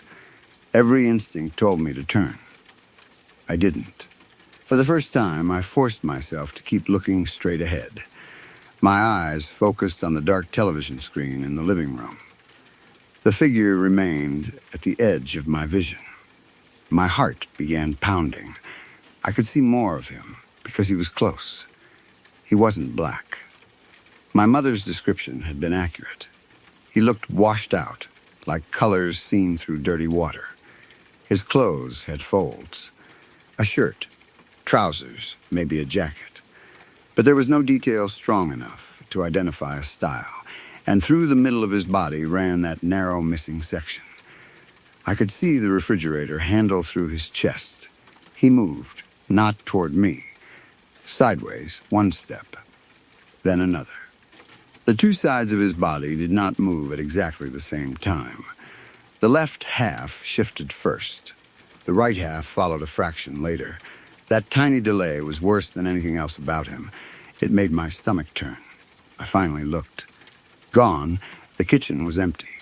I backed into the living room. I was shaking. Then the hallway closet opened.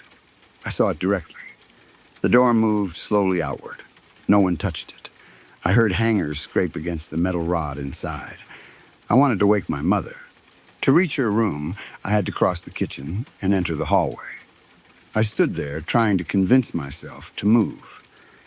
Then something dropped inside the closet. A heavy, soft sound. I walked toward it. The door was open about a foot. I pulled it wider. My father's brown work jacket was hanging inside. For several seconds, my mind refused to understand what I was looking at. I had searched for that jacket. My mother had searched. It had disappeared from the basement storage tub weeks earlier. Now it hung from the same hook where it had been after Dad died. Wet, water dripped from the sleeves onto the closet floor. I touched it. The fabric was cold. It smelled like rain, machine oil, and something sour underneath. My father always smelled faintly of machine oil after work. My knees nearly gave out. I grabbed the jacket and pulled it off the hanger. "Stop," I said the word out loud. I wasn't speaking to my father. I didn't know who I was speaking to. I carried the jacket into the kitchen. I wanted it out of the house. The back door was beside the basement door. I reached for the deadbolt. Something moved behind me. I saw the figure in the dark reflection of the kitchen window, but I didn't turn toward it. It stood near the hallway.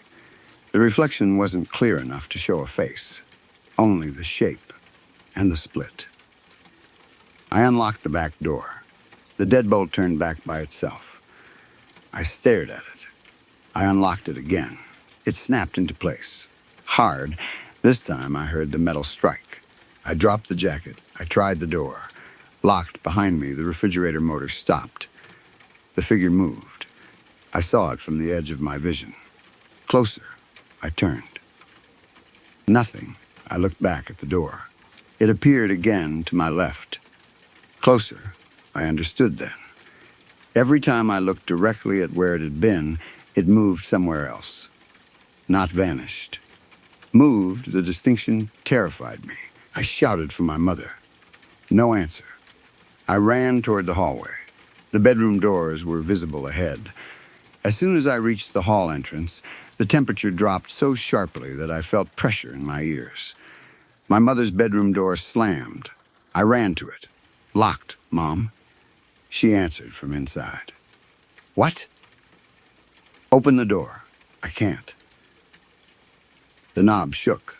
I tried it. Locked. Then something touched my back. Not a hand at first. Pressure. 5 separate points pressing through my shirt near my left shoulder blade. I spun around. Empty hallway. The pressure vanished. My mother was pulling on her door from inside. I tried to force it. The figure appeared at the edge of my left eye near the bathroom, 3 feet away. I kept my face toward my mother's door. It stayed there. I could see the gap through its body. The yellow nightlight behind it showed through that narrow, empty section. The left side moved forward, then the right. 1 step closer. I stopped breathing. Another step. I wanted to turn. I knew if I did, it would disappear from that spot. But I no longer believed that meant it was gone. I reached blindly for the bathroom door beside me and pulled it open, hoping the movement would block the hall. The door swung through the space where the figure seemed to be. It hit nothing. The man remained. Closer, my peripheral vision was screaming information at me my brain didn't want. Shoulders, arms, a head. That vertical break. And something about the face. I finally understood why my mother couldn't remember it. The face wasn't missing. It was divided. Each half seemed to be looking in a slightly different direction. Not eyes. The whole face. The left side angled toward me. The right side angled toward my mother's door. As though 2 nearly identical people had been pressed together but hadn't lined up correctly. I turned fully toward it. The hallway was empty. At that exact moment, my mother's door opened. She pulled me inside. I slammed it. What's happening? Before I could answer, something struck the hallway side of the door. My mother screamed, another impact. The door frame cracked. We pushed a dresser against it. Something hit again. The dresser moved an inch. My mother grabbed my arm. I could feel her trembling. The room grew colder. The window fogged from inside. Then the impact stopped. Silence. We waited. Maybe 30 seconds. Maybe a minute. Then the answering machine played in the living room. The unplugged answering machine. My father's voice came faintly through the house. Linda, check the bedroom when you get a minute. My mother covered her mouth. I think I left my wallet by the clock. I felt something inside me break. Not fear. Anger. For weeks, I had secretly wondered whether this was Dad. I had wanted it to be him. That is difficult to admit, even after the scratches, even after the doors. Some part of me wanted to believe my father was still inside the house, that he was angry, or confused, or trying to communicate. Anything was easier than accepting that the last real conversation I had with him had been an argument, and there would never be another. Hearing his voice used like that ended the fantasy. Whatever stood in the hallway was not my father. I knew that with complete certainty. I shoved the dresser away from the door. My mother grabbed me. "What are you doing?" "I'm getting that tape." "Don't. I'm getting it out." I opened the bedroom door. The hallway was empty. The answering machine continued playing. I walked toward the kitchen. My mother followed, despite telling me not to go. The machine sat on the table in the living room, still unplugged. The cassette compartment was open. Empty, my father's voice continued. Not from the machine, from the kitchen. We both heard it. The recording sounded muffled now, slow, as though playing from somewhere inside a wall. "Linda." Then silence. The basement door opened, not slowly. It swung wide. Cold air rose from the stairwell. My mother grabbed my sleeve. "Don't go down there." I wasn't going to. Then we heard something hit the floor below. A small plastic object. I knew what it was before I saw it. The cassette. It lay at the bottom of the basement stairs. The cracked plastic case reflected the stairlight. I stared at it. My mother said, "Leave it." I agreed. That should have been the end of it. We should have walked out the front door. Instead, the front door slammed. The kitchen light went out. My mother screamed. The basement door behind us began closing. I caught it with my foot. Something pulled from below. The door pressed hard against my shoe. I shoved back. For a second, I thought the hinge had somehow become spring-loaded. Then, a hand appeared around the edge of the door. I saw it clearly, not peripheral. Clearly.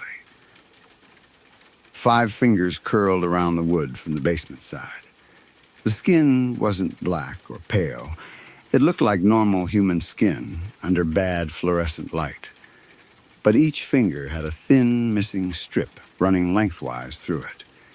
Not a wound. An empty space. I could see the painted door through those narrow gaps.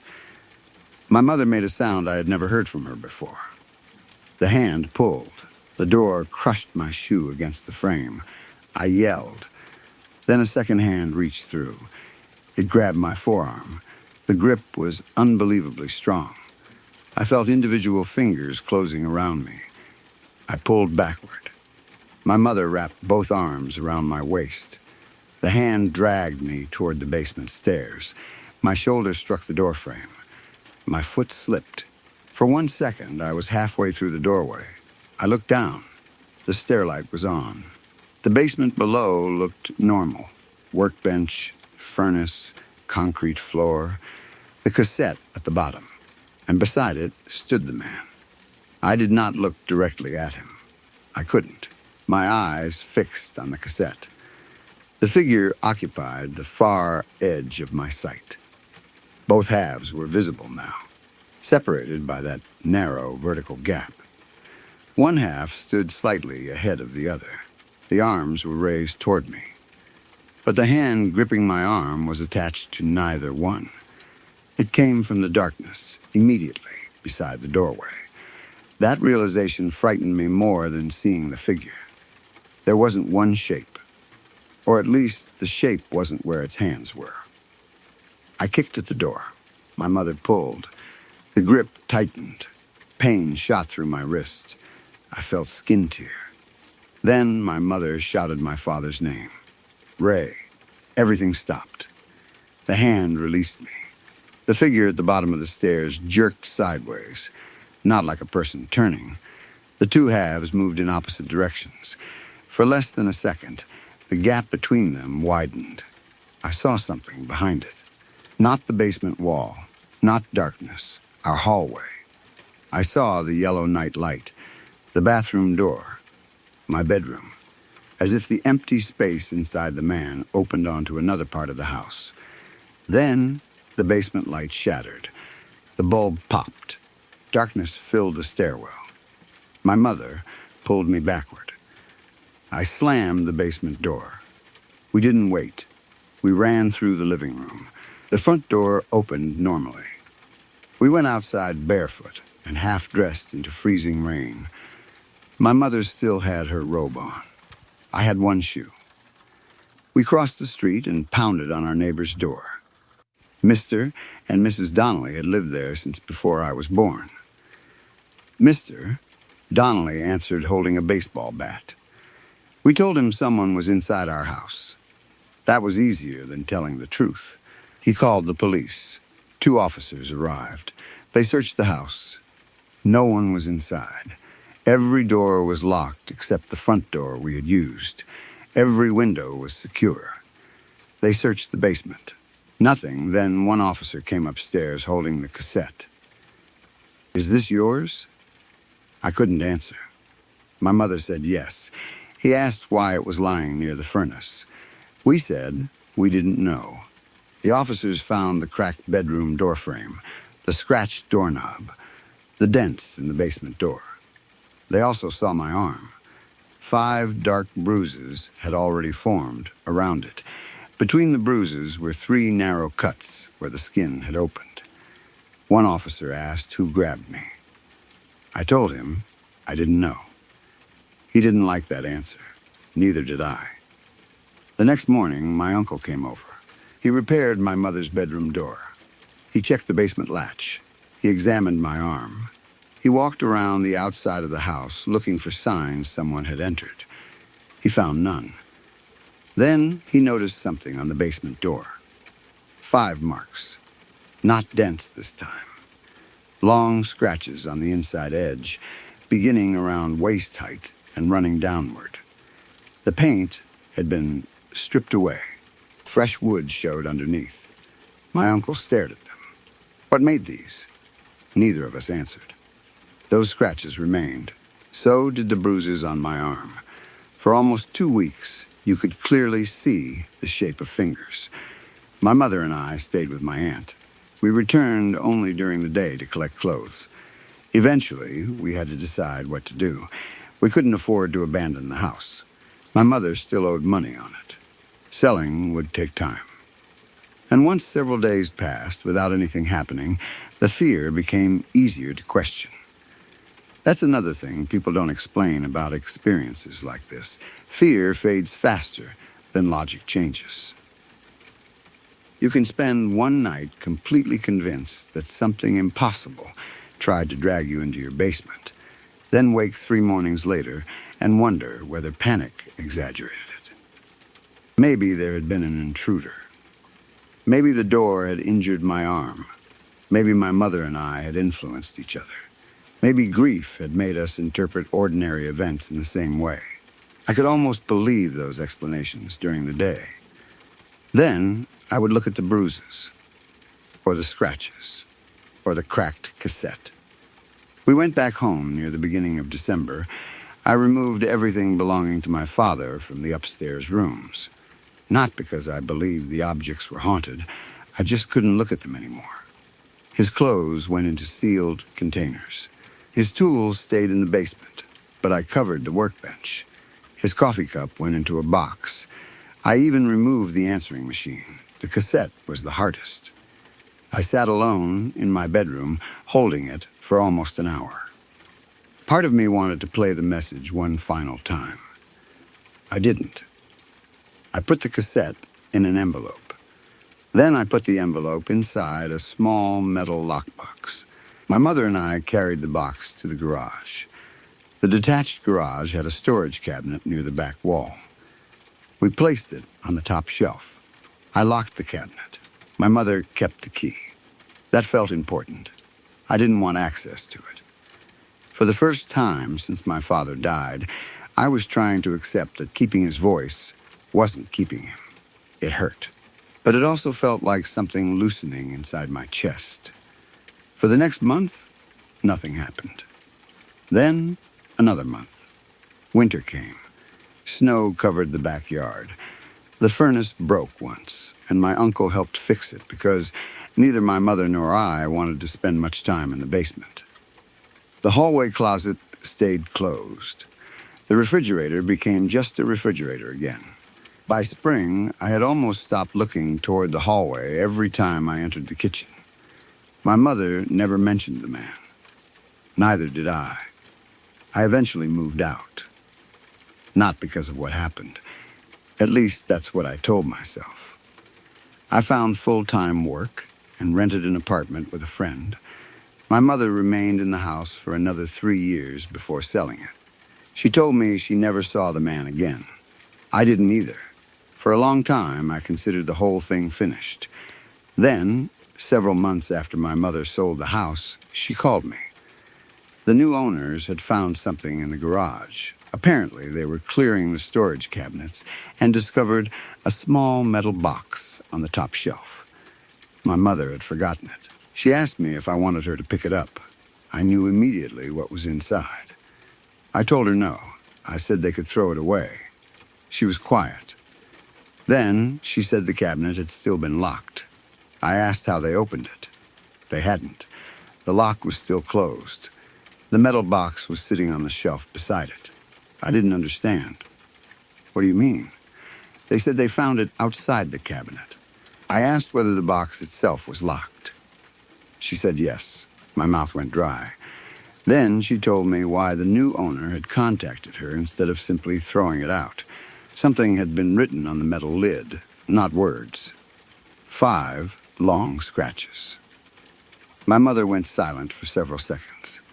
When she spoke again, her voice was barely above a whisper. They're split down the middle. I was 13 when I went to live with my oldest brother Daniel and his wife Claire in a rented house outside Sault Ste. Marie, Ontario. Until then, I had never spent more than a weekend away from my parents. I had slept at cousins' houses and gone camping with school, but I had never packed my clothes into garbage bags and plastic tubs because the adults in my life had decided I could not stay at home anymore. My father died in February of 1988 after a massive heart attack. He was 49. He had been sick for a while, though nobody had told me how serious it was. He still went to work most mornings, still complained about the snow, still argued with the television during hockey games, and still told me to stop leaving wet towels on my bedroom floor. Then one Tuesday, he collapsed in the kitchen before breakfast, and by lunchtime, my mother was a widow. She did not handle it well. For the first month, she barely slept. Then she began sleeping all day. She forgot to pay bills. She would stand in the grocery store and stare at the shelves until someone asked if she needed help. Once I found her sitting on the basement stairs at 3 a.m, holding one of my father's work boots against her chest. She looked at me like she did not know who I was. By early summer, my aunt and brothers had decided she needed more help than our family could provide at home. She spent several weeks in a hospital and then went to stay with my aunt. My 2 older brothers were already adults and living on their own. Daniel was 26, married, and had a steady job at a paper mill. So it was decided that I would live with him until my mother was well enough to have me back. Nobody asked me what I wanted. I was angry about that for years, although now I understand there was no good choice. Daniel was trying to keep me out of foster care and keep me close enough to visit Mom. At 13, all I understood was that Dad was dead, Mom was gone, and I had been moved into somebody else's house with 2 garbage bags full of clothes and a box of school things. Daniel and Claire were renting an old 2-story place on the edge of a rural road about 15 minutes outside the city. It sat in a row of 4 houses with long, narrow lots. Across the road was another line of properties, but beyond them the land turned wet and wooded. The area was full of tamarack, cedar, reeds, black water, and mosquitoes in summer. In spring, the ditches overflowed. In winter, the snowplows pushed dirty walls of ice along both sides of the road. The house itself was probably built in the late 40s.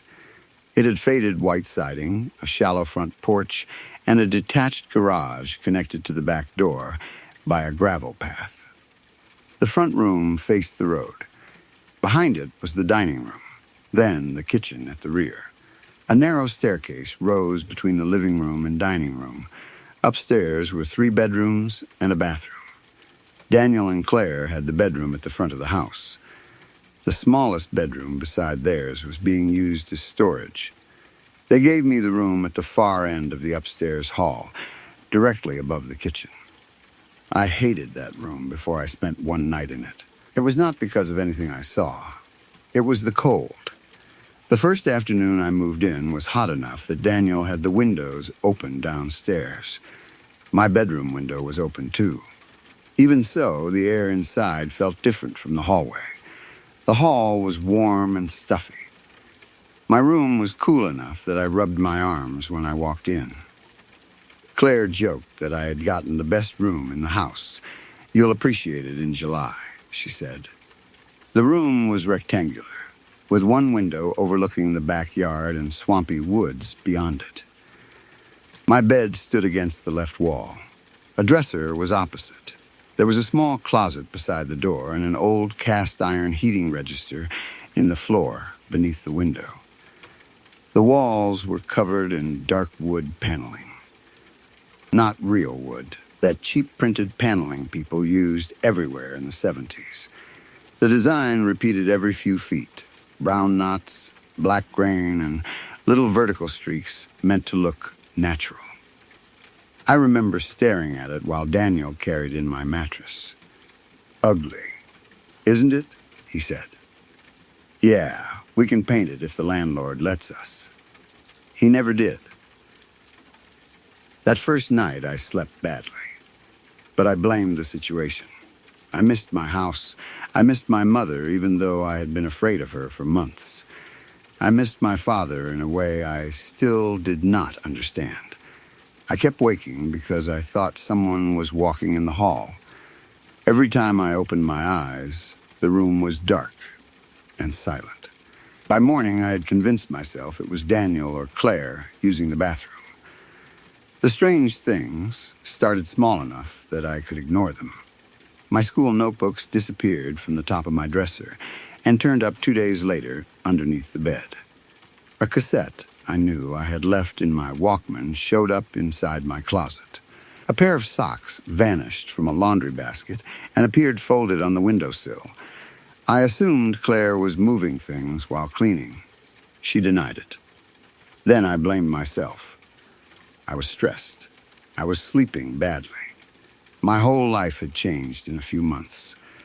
Forgetting where I put things was not exactly evidence of anything. The temperature was harder to explain. As summer ended and the nights got colder, Daniel turned on the furnace. My room became colder instead of warmer. He checked the register. Hot air came through it. I could put my palm above the opening and feel heat against my skin.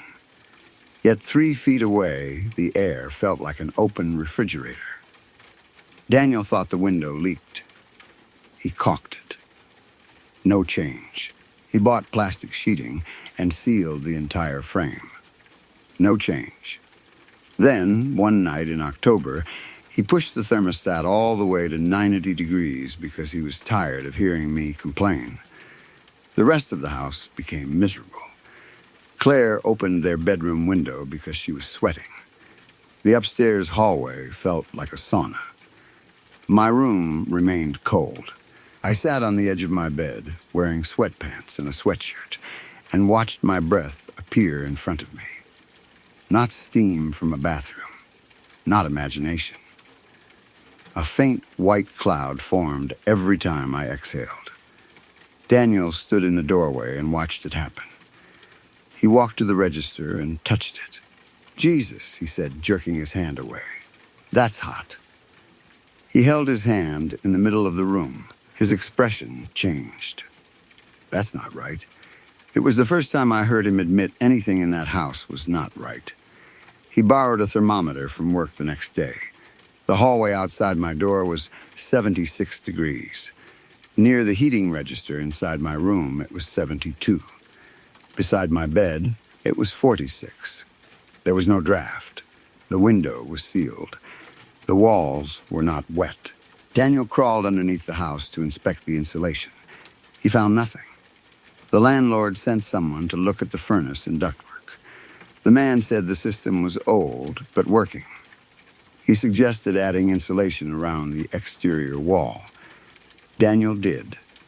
The temperature did not change. I started sleeping under 3 blankets. That was when I noticed the paneling. At first, I thought the printed grain simply looked different at night.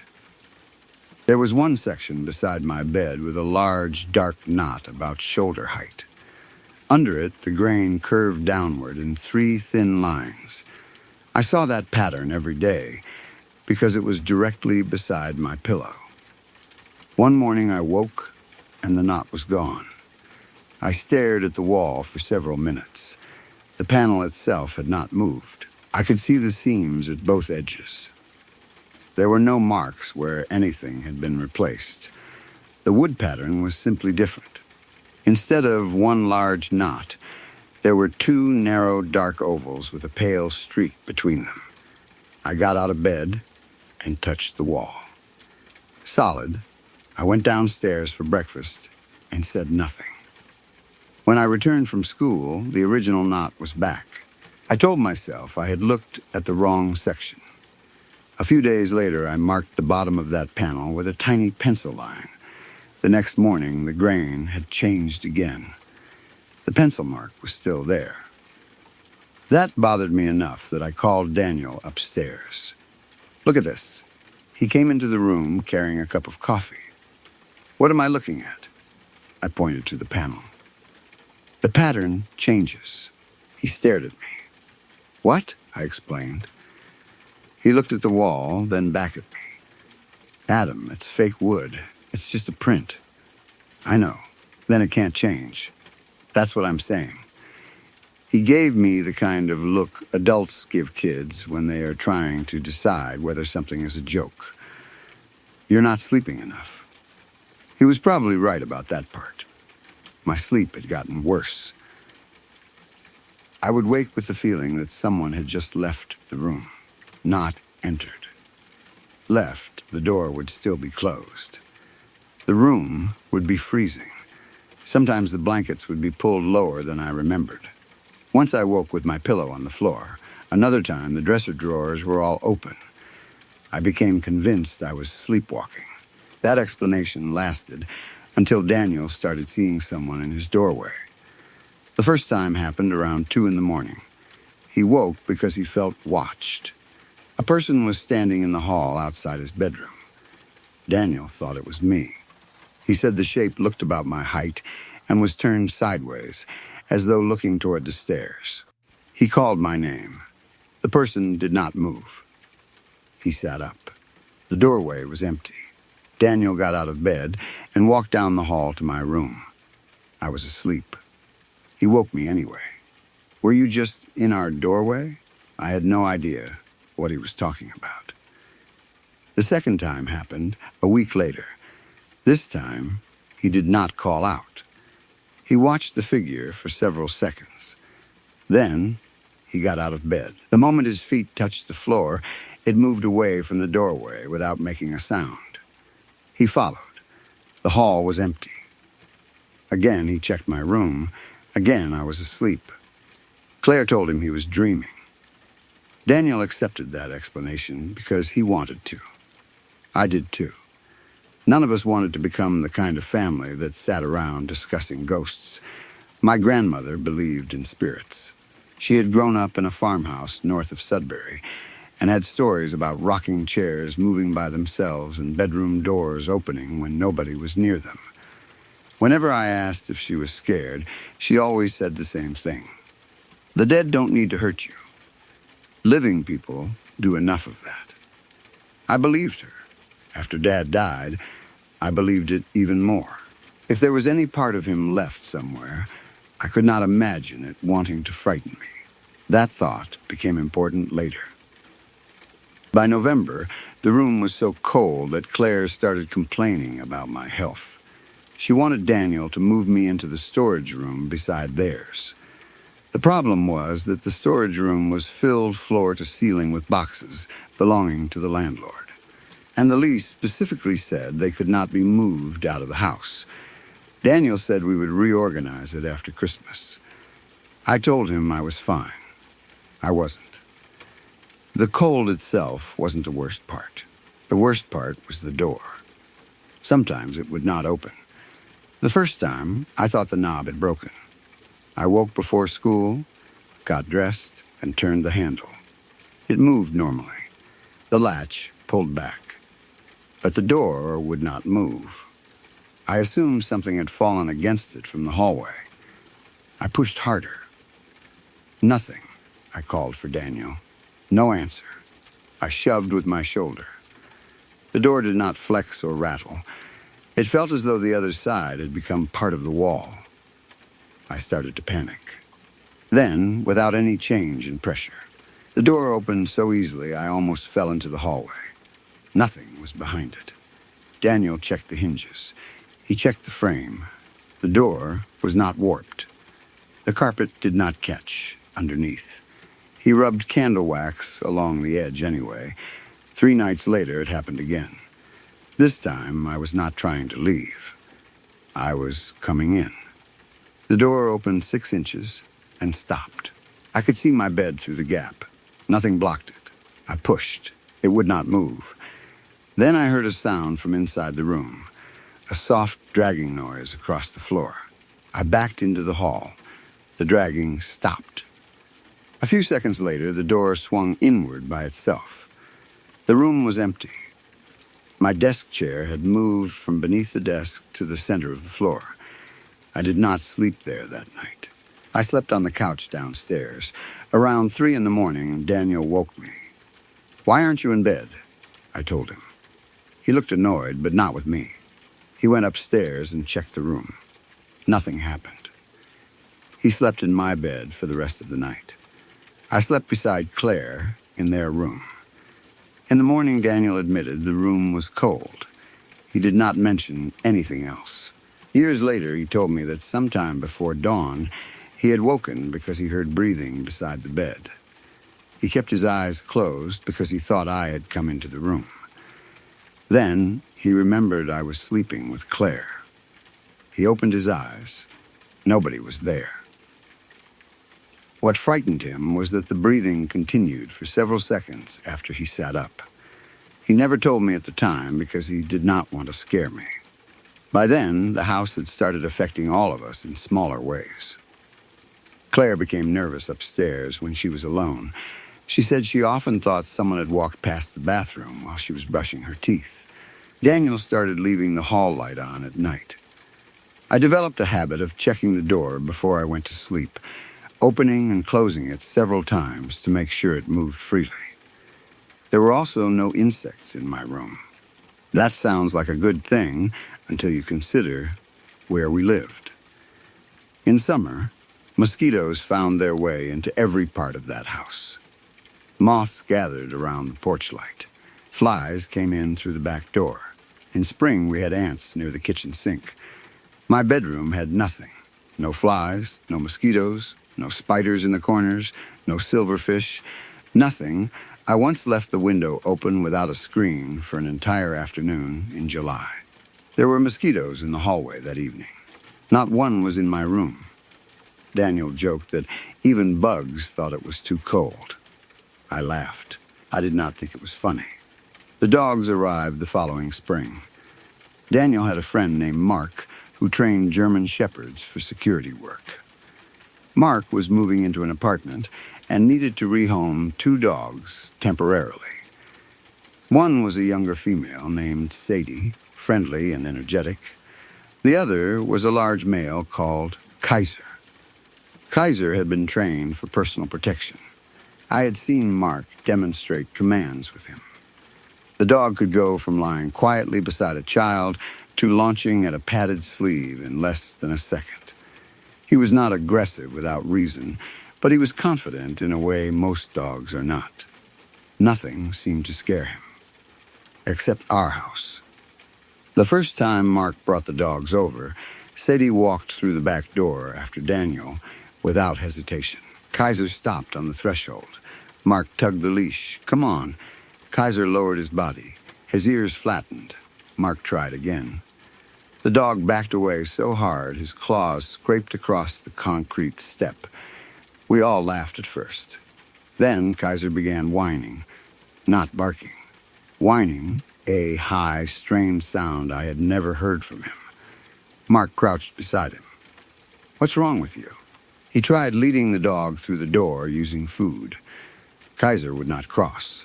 Mark gave him a command. The dog trembled. That changed the mood immediately. Mark looked embarrassed. He's never done this. Daniel opened the front door instead. Same thing. Kaiser approached the entrance, smelled the air, then pulled backward. He would not enter. Eventually, Daniel and Mark tried lifting him. That was a mistake. Kaiser panicked. He twisted so violently, they nearly dropped him. He scratched Daniel's forearm and almost bit Mark by accident. They put him down. The moment his paws touched the porch, he dragged Mark toward the yard. Sadie stayed inside for less than 5 minutes before she began pacing between the kitchen and back door. She kept looking upstairs. Finally, she started scratching at the exit. We moved both dogs into the garage. Kaiser relaxed immediately. That bothered Daniel more than he admitted. The garage was colder, darker, and unfamiliar. If the dog was simply nervous about a new place, it should not have preferred a detached garage to a warm house full of people he knew. For the next month, we kept the dogs outside or in the garage. Kaiser would walk around the yard with me. He would sit on the back step. He would approach the door if it was closed. The moment it opened, he backed away. Once, while I was standing in my bedroom looking down into the backyard, I saw him staring directly at my window. His body was rigid. His ears were forward. Then he lowered his head and began growling. I stepped away from the glass. He stopped. I moved back. The growling started again. I closed the curtain. That night, the pattern on the wood paneling changed more dramatically than ever before.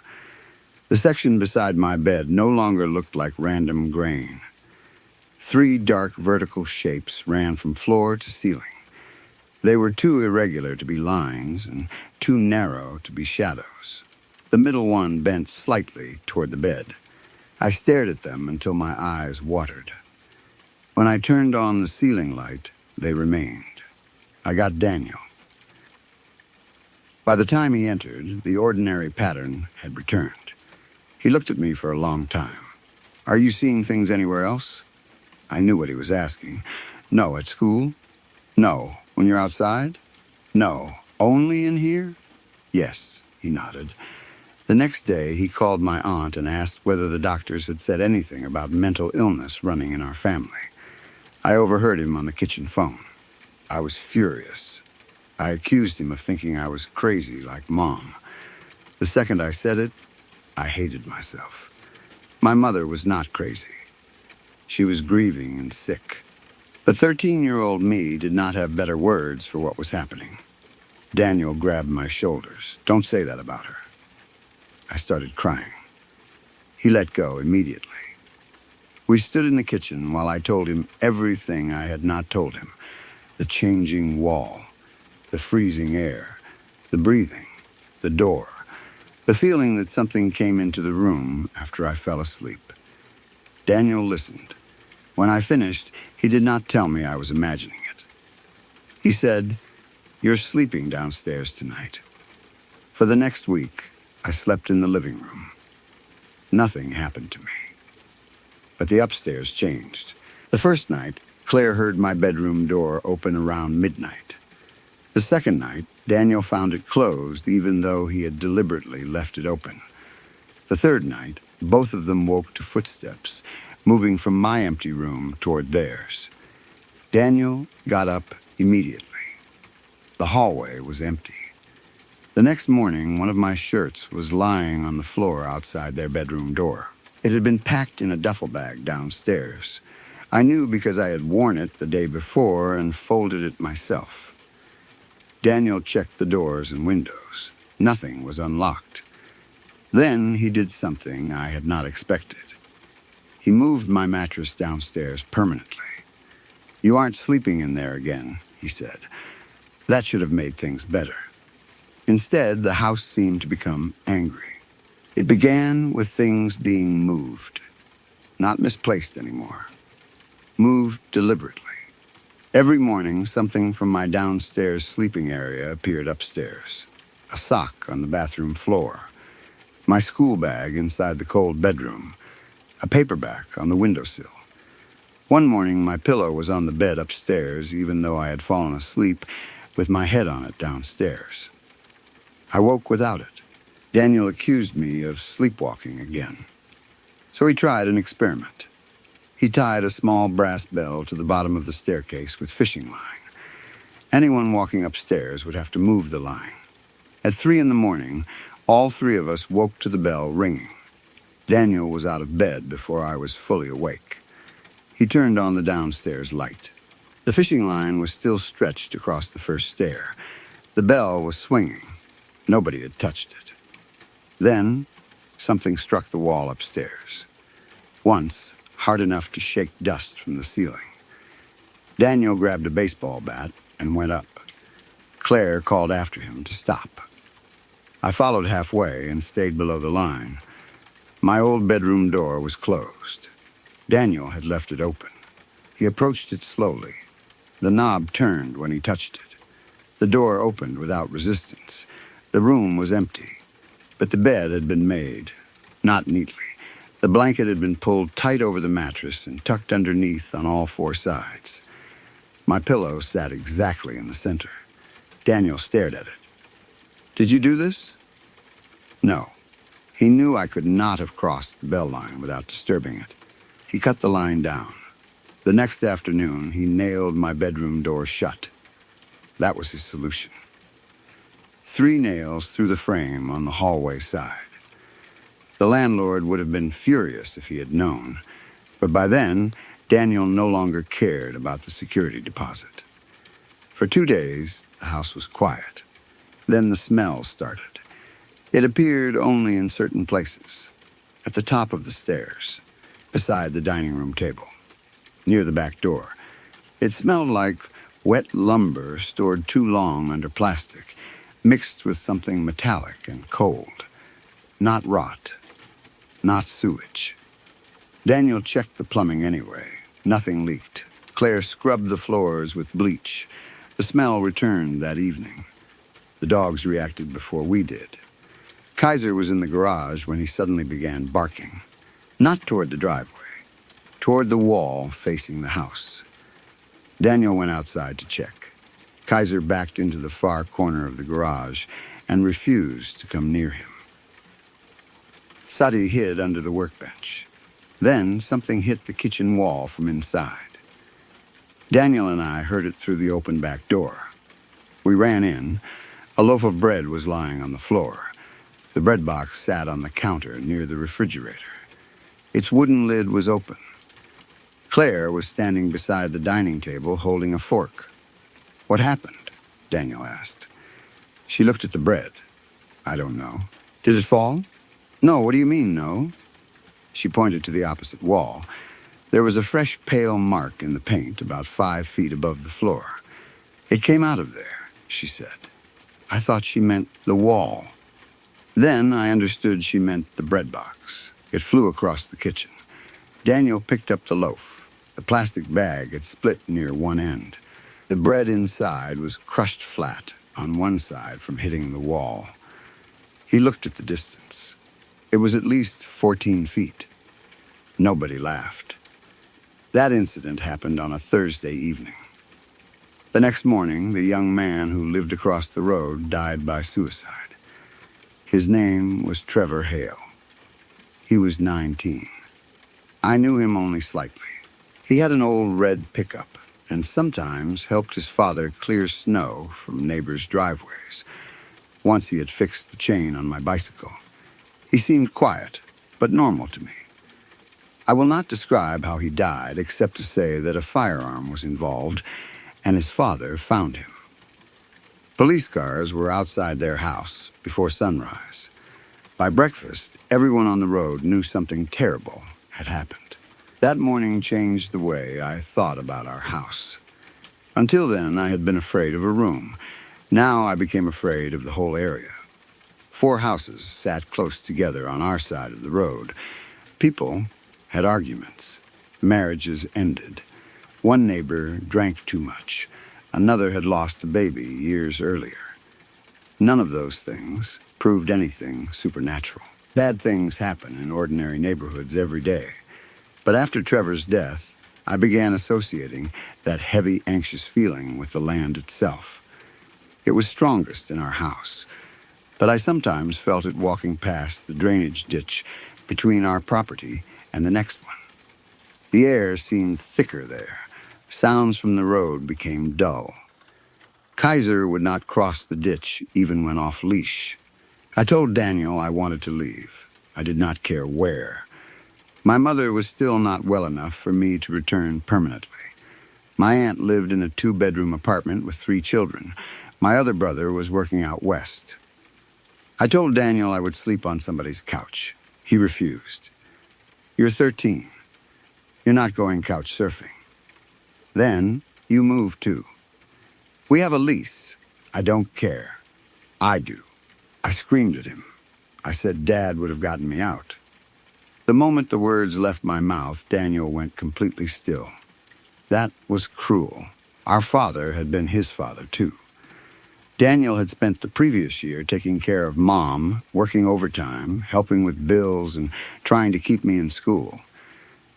I had reduced all of that to one sentence meant to hurt him. He walked outside without answering. I found him later, sitting on the back step beside the garage. Kaiser was lying at his feet.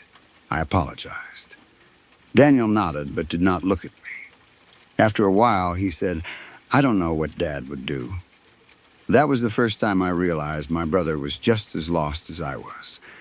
He was 27 by then, which seemed ancient to me.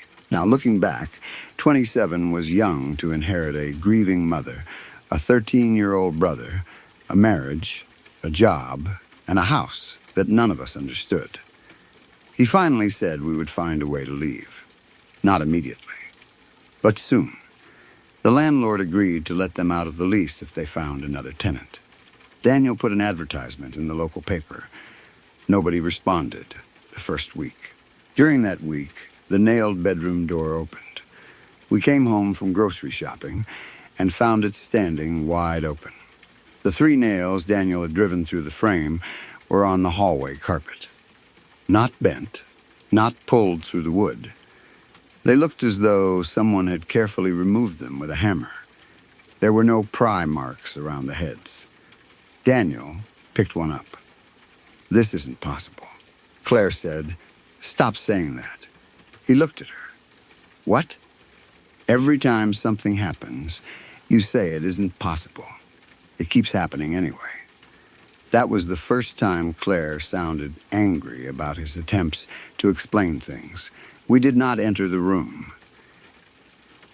Daniel closed the door and pushed a dresser from the storage bedroom in front of it. The dresser remained there for 3 days. On the 4th morning, it had moved 6 inches away from the door. We all saw the scrape marks in the carpet.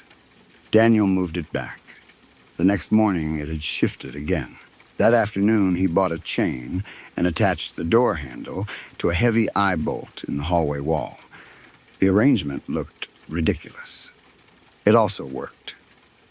For a while. By then, I had started visiting my mother more often.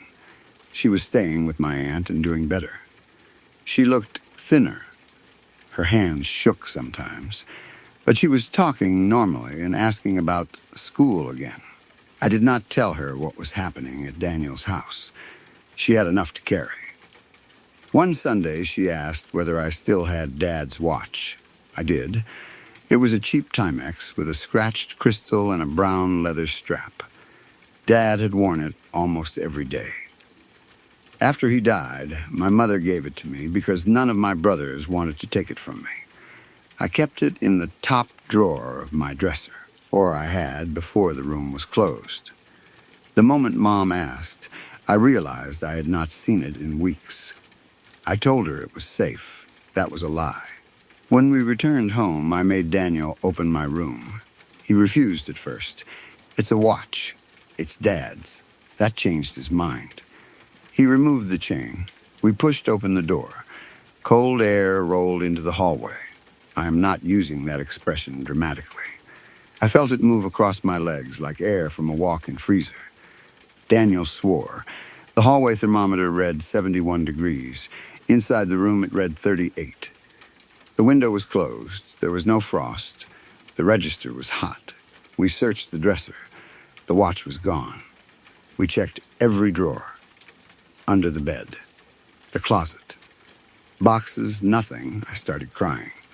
Not because the watch was valuable. Because it was Dad's. At 13, I had begun treating objects as if they were pieces of him that could still be lost. His watch, his old fishing knife, a blue sweater that still smelled faintly like his aftershave. I had already lost the person. Losing the objects felt like being made to lose him again in smaller pieces. Daniel understood. He searched longer than I did. We found the watch under the mattress, not near the edge, directly beneath the center. Daniel had to lift the mattress while I reached underneath. The watch was running. The leather strap was wet. There was dark mud inside the buckle holes. I stared at it. Daniel smelled the strap. That's swamp water. I told him that was impossible. He almost laughed. Neither of us did. He washed the watch under the bathroom tap and dried it carefully. I put it on my wrist and refused to take it off. That night, sleeping downstairs, I woke to the sound of the watch ticking beside my ear. The sound was far louder than it should have been. Tick, tick, tick. I opened my eyes. The watch was still on my wrist. But another ticking continued from the dining room. I sat up. The house was dark. A streetlight outside cast a weak rectangle through the front curtains. The ticking stopped.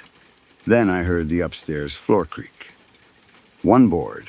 Another, something moved from the far bedroom toward the stairs. I could follow its path by sound.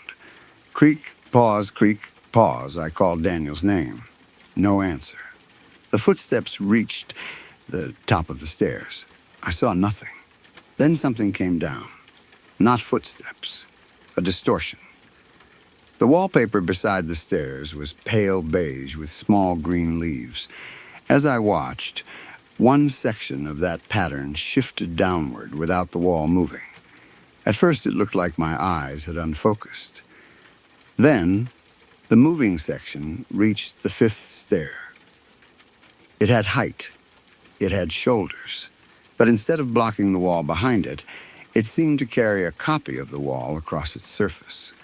The leaves on the wallpaper continued over it, only slightly misplaced, like a badly aligned print. I could see where its outline was because the pattern did not match at the edges. I stopped breathing. It descended another stair. Now, it passed in front of the dark wooden banister.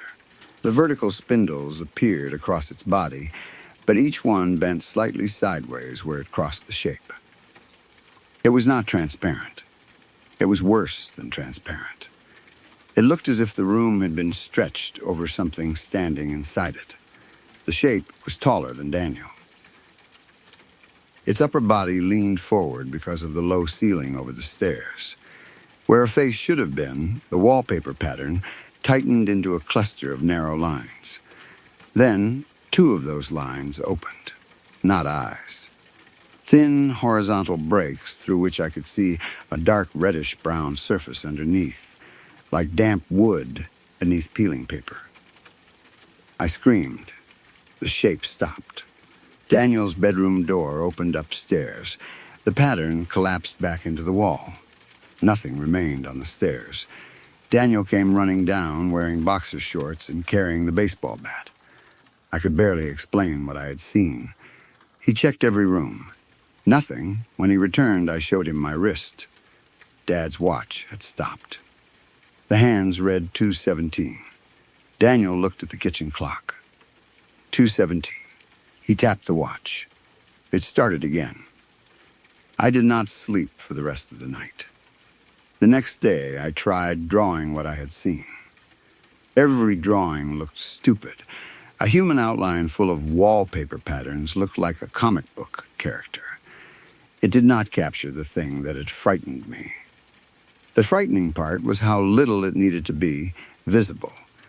A pattern displaced half an inch. A straight line bending around invisible volume. A section of carpet fibers pressed down by weight with nobody standing there.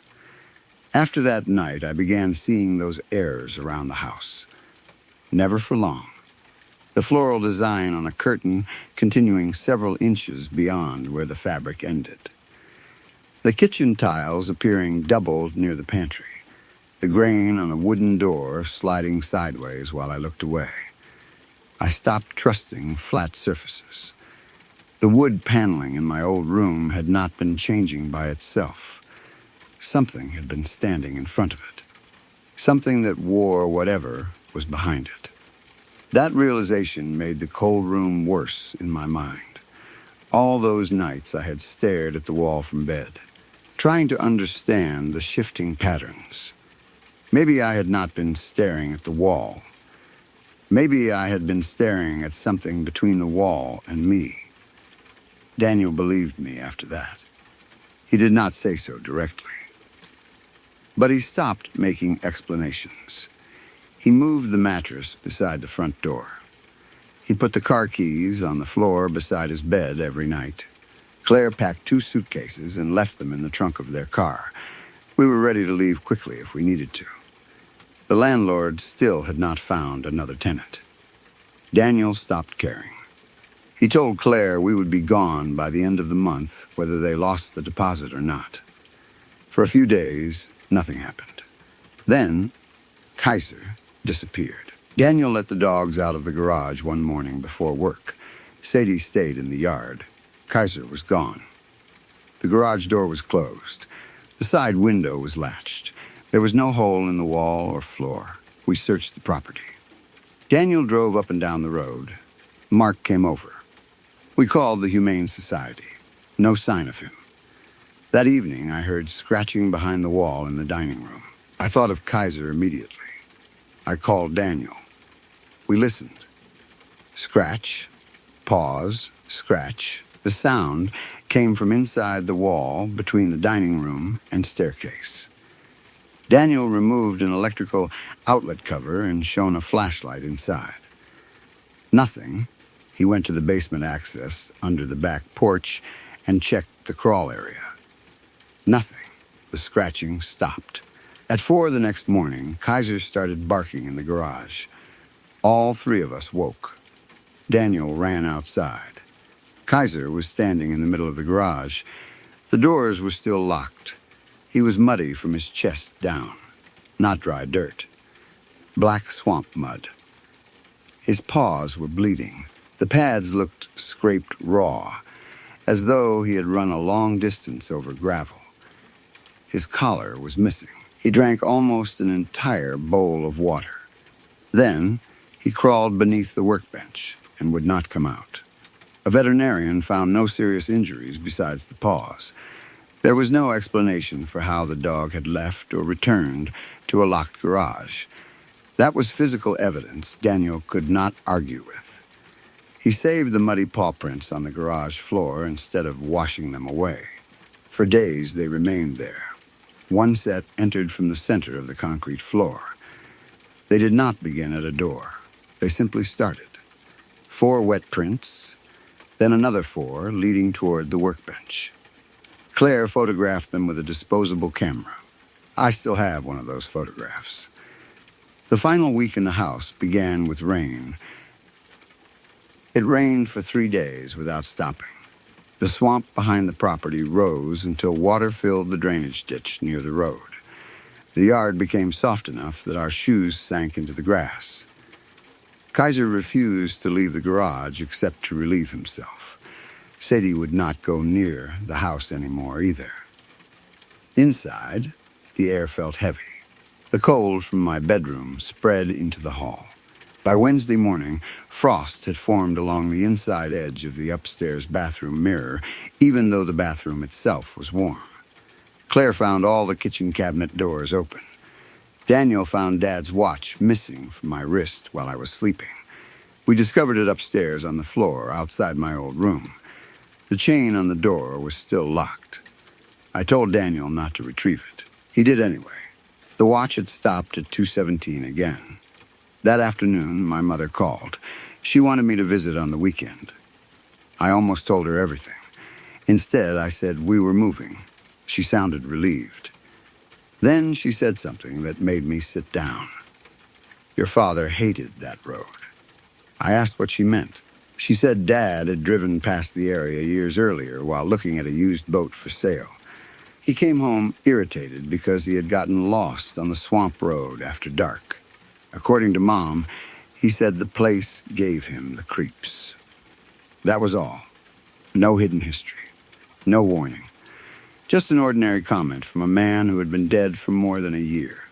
I asked why she remembered it. Because you said Daniel's road name, she said. I hadn't thought about it in years. That conversation did not explain anything. But it made me think about Dad differently. For months, I had been holding his watch like protection. I had imagined that if dead people remained anywhere, my father might somehow be near me. My grandmother's words had helped me believe that whatever frightened me could not be him. The dead won't hurt you, but I began wondering whether grief itself had made me vulnerable. Not in a magical sense. I was 13, angry, exhausted, frightened, and desperate to keep pieces of Dad close. Maybe that was why the house seemed to focus on my things. Maybe it learned what mattered, because I kept showing it. The watch disappeared again that night. This time, I did not look for it. I told myself that if it was gone, it was gone. Dad was not inside the watch. I repeated that sentence until I believed it enough to sleep. The confrontation happened the following evening. It was Thursday, just after 7. Daniel had come home from work early because the mill had shut down one line for maintenance. Claire was making soup. I was at the dining table doing homework while rain hit the windows hard enough to blur the road outside. Kaiser began barking in the garage. Sadie joined him. Then both dogs went silent at exactly the same time. Daniel looked toward the back door. I'll check them. Before he could stand, the bread box lid opened. All three of us saw it. Nothing dramatic happened at first. The wooden lid simply lifted 2 inches and stopped. Claire backed away from the stove. The lid rose farther. Inside was a fresh loaf she had bought that afternoon. It slid forward by itself. Daniel said, "Don't touch anything." The loaf came out of the box. It did not fall. It hung in the air for one impossible second. Then it shot across the kitchen and struck the wall hard enough to burst the plastic bag. Bread scattered across the floor. That was almost exactly what had happened months earlier. This time, something followed it. The wallpaper beside the staircase shifted. I saw the leaf pattern stretch away from the wall and cross the dining room doorway. "There," I said. Daniel saw it too. I know because his face changed before I pointed. The shape entered the kitchen. Where it passed in front of the cabinets, their pale wooden grain continued across its body. The handles bent around its shoulders. The dark line between 2 cupboard doors moved over what should have been its chest. Claire screamed. The thing turned toward her. For the first time, I saw it against several different backgrounds at once. Its upper body copied the cabinets. Its lower body carried the black and white kitchen tiles. The patterns did not meet correctly at the waist. They slid over one another as it moved. Its face was the worst part. A section of the yellow kitchen wall appeared across it, but the paint looked blistered. Beneath the copied surface were narrow, wet grooves that opened and closed when it breathed. Daniel grabbed Claire and pulled her toward the back door. I moved with them. The door would not open. Daniel unlocked it. The deadbolt turned. The knob turned. The door stayed fixed in the frame. He kicked it. Nothing. The thing crossed the kitchen without making a sound. Claire ran toward the front of the house. Daniel shouted for me to follow her. I made it through the dining room. Then, my father's watch began ticking upstairs. I heard it clearly through the rain, through Claire yelling, through Daniel hitting the back door. Tick, tick, tick, the sound came from my old bedroom. I stopped. That decision almost got me killed. I looked up the stairs. The bedroom door at the far end of the hall was open. The chain was hanging loose from the wall. Dad's watch lay on the carpet inside the room. I could see it from the bottom stair because the hall light reflected off the crystal. For 1 second, I wanted it back. Then, I understood exactly what the house had been doing to me. Whether the thing knew what the watch meant or merely knew I always followed it, the result was the same. It had placed something I loved where it wanted me to go. I stepped backward. The bedroom door slammed. The ticking stopped. Something hit me from behind. I went forward onto the stairs. My chin struck the third step. A pressure closed around my right calf.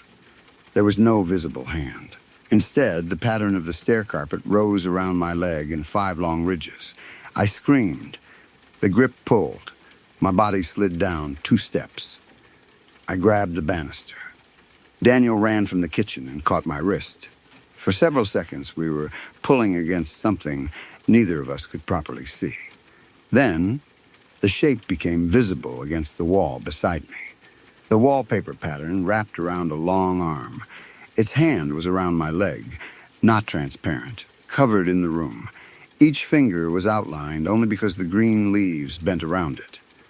Daniel saw it. He swung at the arm with a dining chair. The chair passed halfway through the copied pattern, then stopped as if it had hit solid wood. A crack sounded. The chair legs snapped. The thing released me. Daniel pulled me into the living room. Claire had finally forced the front door open. Cold rain blew inside. Go. Daniel shouted. We ran for the porch. I was almost outside when the front door slammed against my shoulder. Something caught the back of my sweater. The fabric tightened around my throat. I fell backward into the entrance hall. Claire grabbed both my hands from the porch. Daniel grabbed my waist from inside. The sweater tore. I felt 4 sharp lines rake across my back. Then Kaiser hit the front storm door from outside. The glass exploded. The dog came through the broken lower panel, bleeding from the muzzle and forelegs. He did not attack us. He charged past Daniel into the house. Kaiser stopped in the living room and began barking at the wall beside the stairs. The pattern there warped violently. For a second, the thing stood fully outlined by the room around it. It was taller than I had thought, nearly reaching the ceiling. Its body was too narrow through the ribs and widened strangely at the shoulders.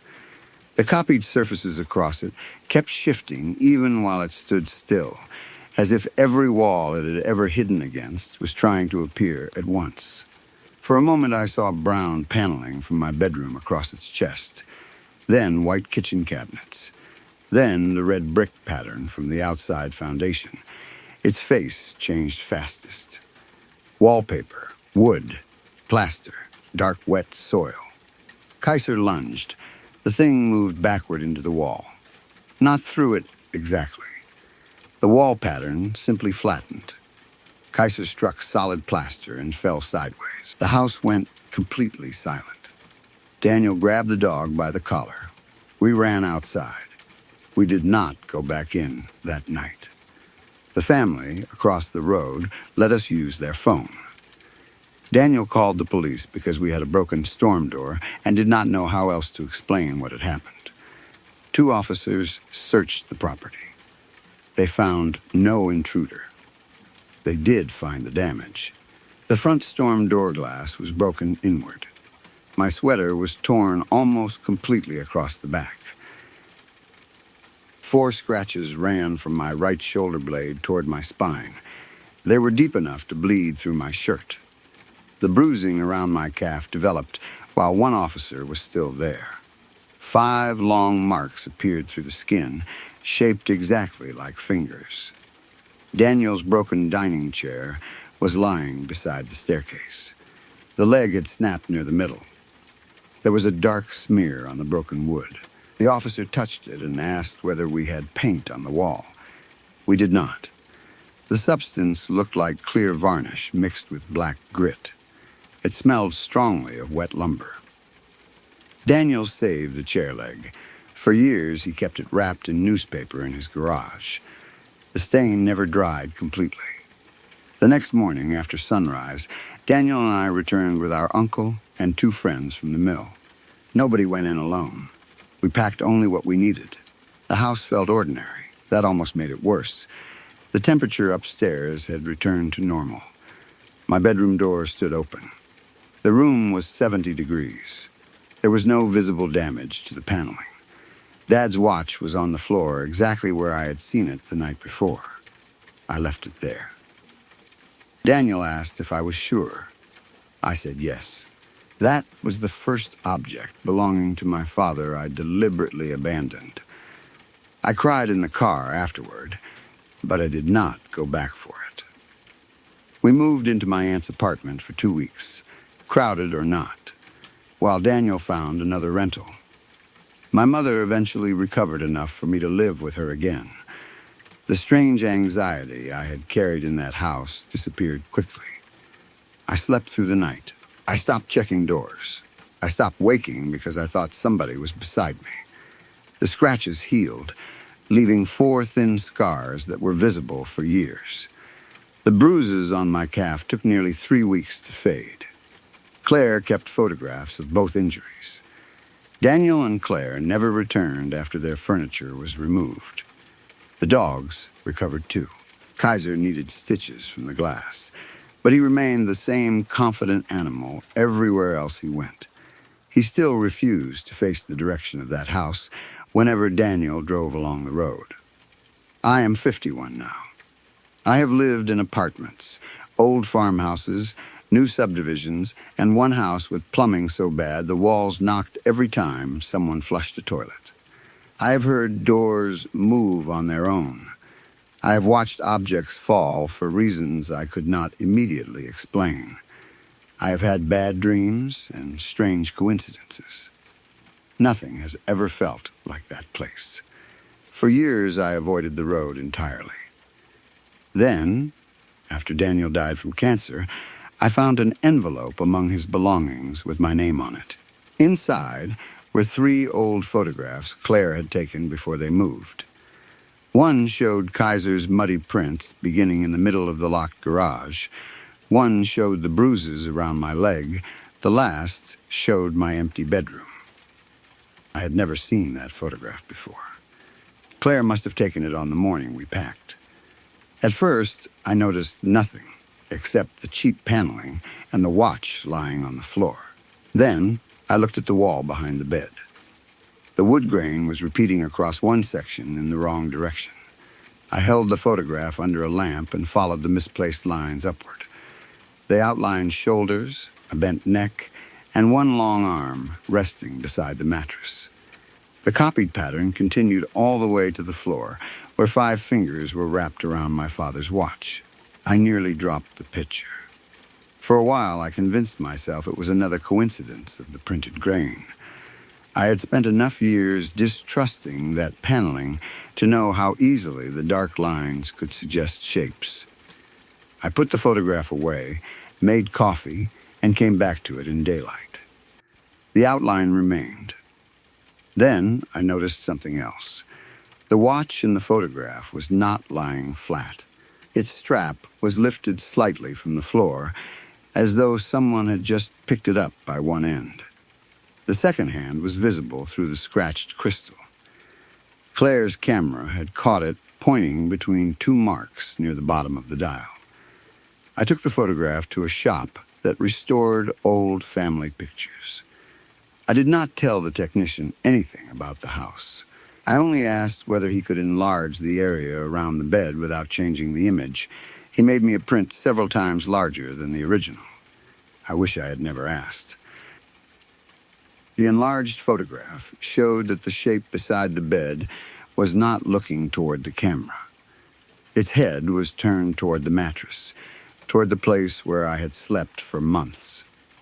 The copied wood grain stretched over its face, but near the lower part of the head were three thin openings where the pattern broke. Inside them was the same dark material that had stained Daniel's broken chair. One of the fingers around Dad's watch was partly uncovered because the printed panel pattern ended at the baseboard. Underneath was not skin. It looked like layers of wet wood pressed together, each layer thinner than paper. I put the enlargement back in the envelope and locked it in a filing cabinet. A week later, Claire called me. She had been sorting Daniel's remaining boxes and found the old chair leg wrapped in newspaper. She remembered why he had kept it and asked whether I wanted it. I told her to throw it away. There was a long silence. Then she asked whether I had opened the envelope Daniel left me. I said yes. Claire sounded confused. She told me she had never taken a photograph of my bedroom. I thought she had forgotten. She insisted she had taken only 2 pictures that morning, one of Kaiser's tracks and one of my bruised leg. I pulled the 3 photographs from the envelope while she was still on the phone. The bedroom picture was older than the others. Its white border had yellowed, and on the back someone had written a date in blue ink. It was dated 8 months before we moved into the house. I read it 3 times before I understood why the date mattered. My father had never visited Daniel in that house. Daniel and Claire had not even known the landlord then. I called my mother and asked whether Dad had ever mentioned the address. She said no. When I described the photograph, she became quiet, then asked me to read the writing. I did. She started crying before I finished the word. Under the date, in handwriting I recognized immediately as my father's, were 4 words. Don't let Adam sleep here. I was 24 when I moved into the 2nd floor of an old converted house in Kingston, Ontario. This was in 2006, before landlords started putting every rental online with 20 bright photographs and a virtual tour. I found the place through a handwritten notice pinned to a board in a laundromat. The rent was suspiciously cheap. That should have bothered me more than it did. The building sat on a quiet street about 10 minutes from downtown. From the outside, it looked like a large brick family home, though it was far too big to have been built for an ordinary family. It had 3 full floors, a deep front porch, tall, narrow windows, and a roof with 2 square dormers. A gravel driveway ran along the right side toward a small parking area behind the house. By the time I lived there, the place had been divided into 4 apartments. There were 2 units on the ground floor.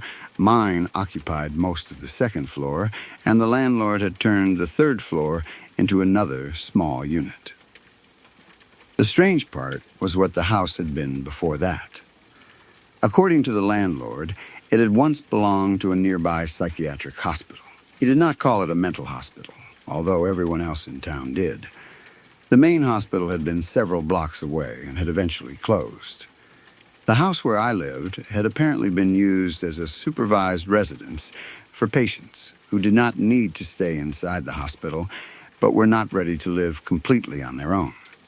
Nurses and attendants had slept on the top floor. Patients lived below them. That sounded interesting to me rather than frightening.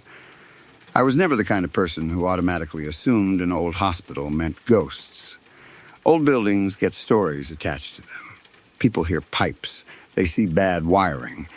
Then they decide somebody died in the bathroom. I had recently lost my mother to ovarian cancer, and that experience had actually made me less interested in ghost stories. Death had stopped being entertaining.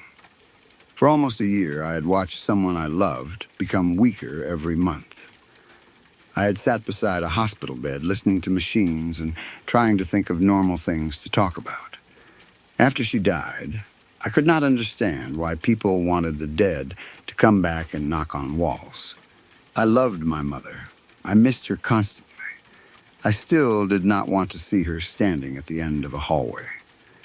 That house was supposed to be a new beginning for me. I needed somewhere inexpensive. I needed somewhere my 3 cats were allowed, and I needed somewhere far enough from my childhood home that every room did not remind me of Mom. So I signed the lease. The landlord showed me something unusual before I moved in. My apartment had a normal front door that opened from the main staircase, but there was also a narrow door inside my bedroom closet. It was maybe 18 inches wide and almost the same color as the wall. I would not have noticed it if he had not pointed it out.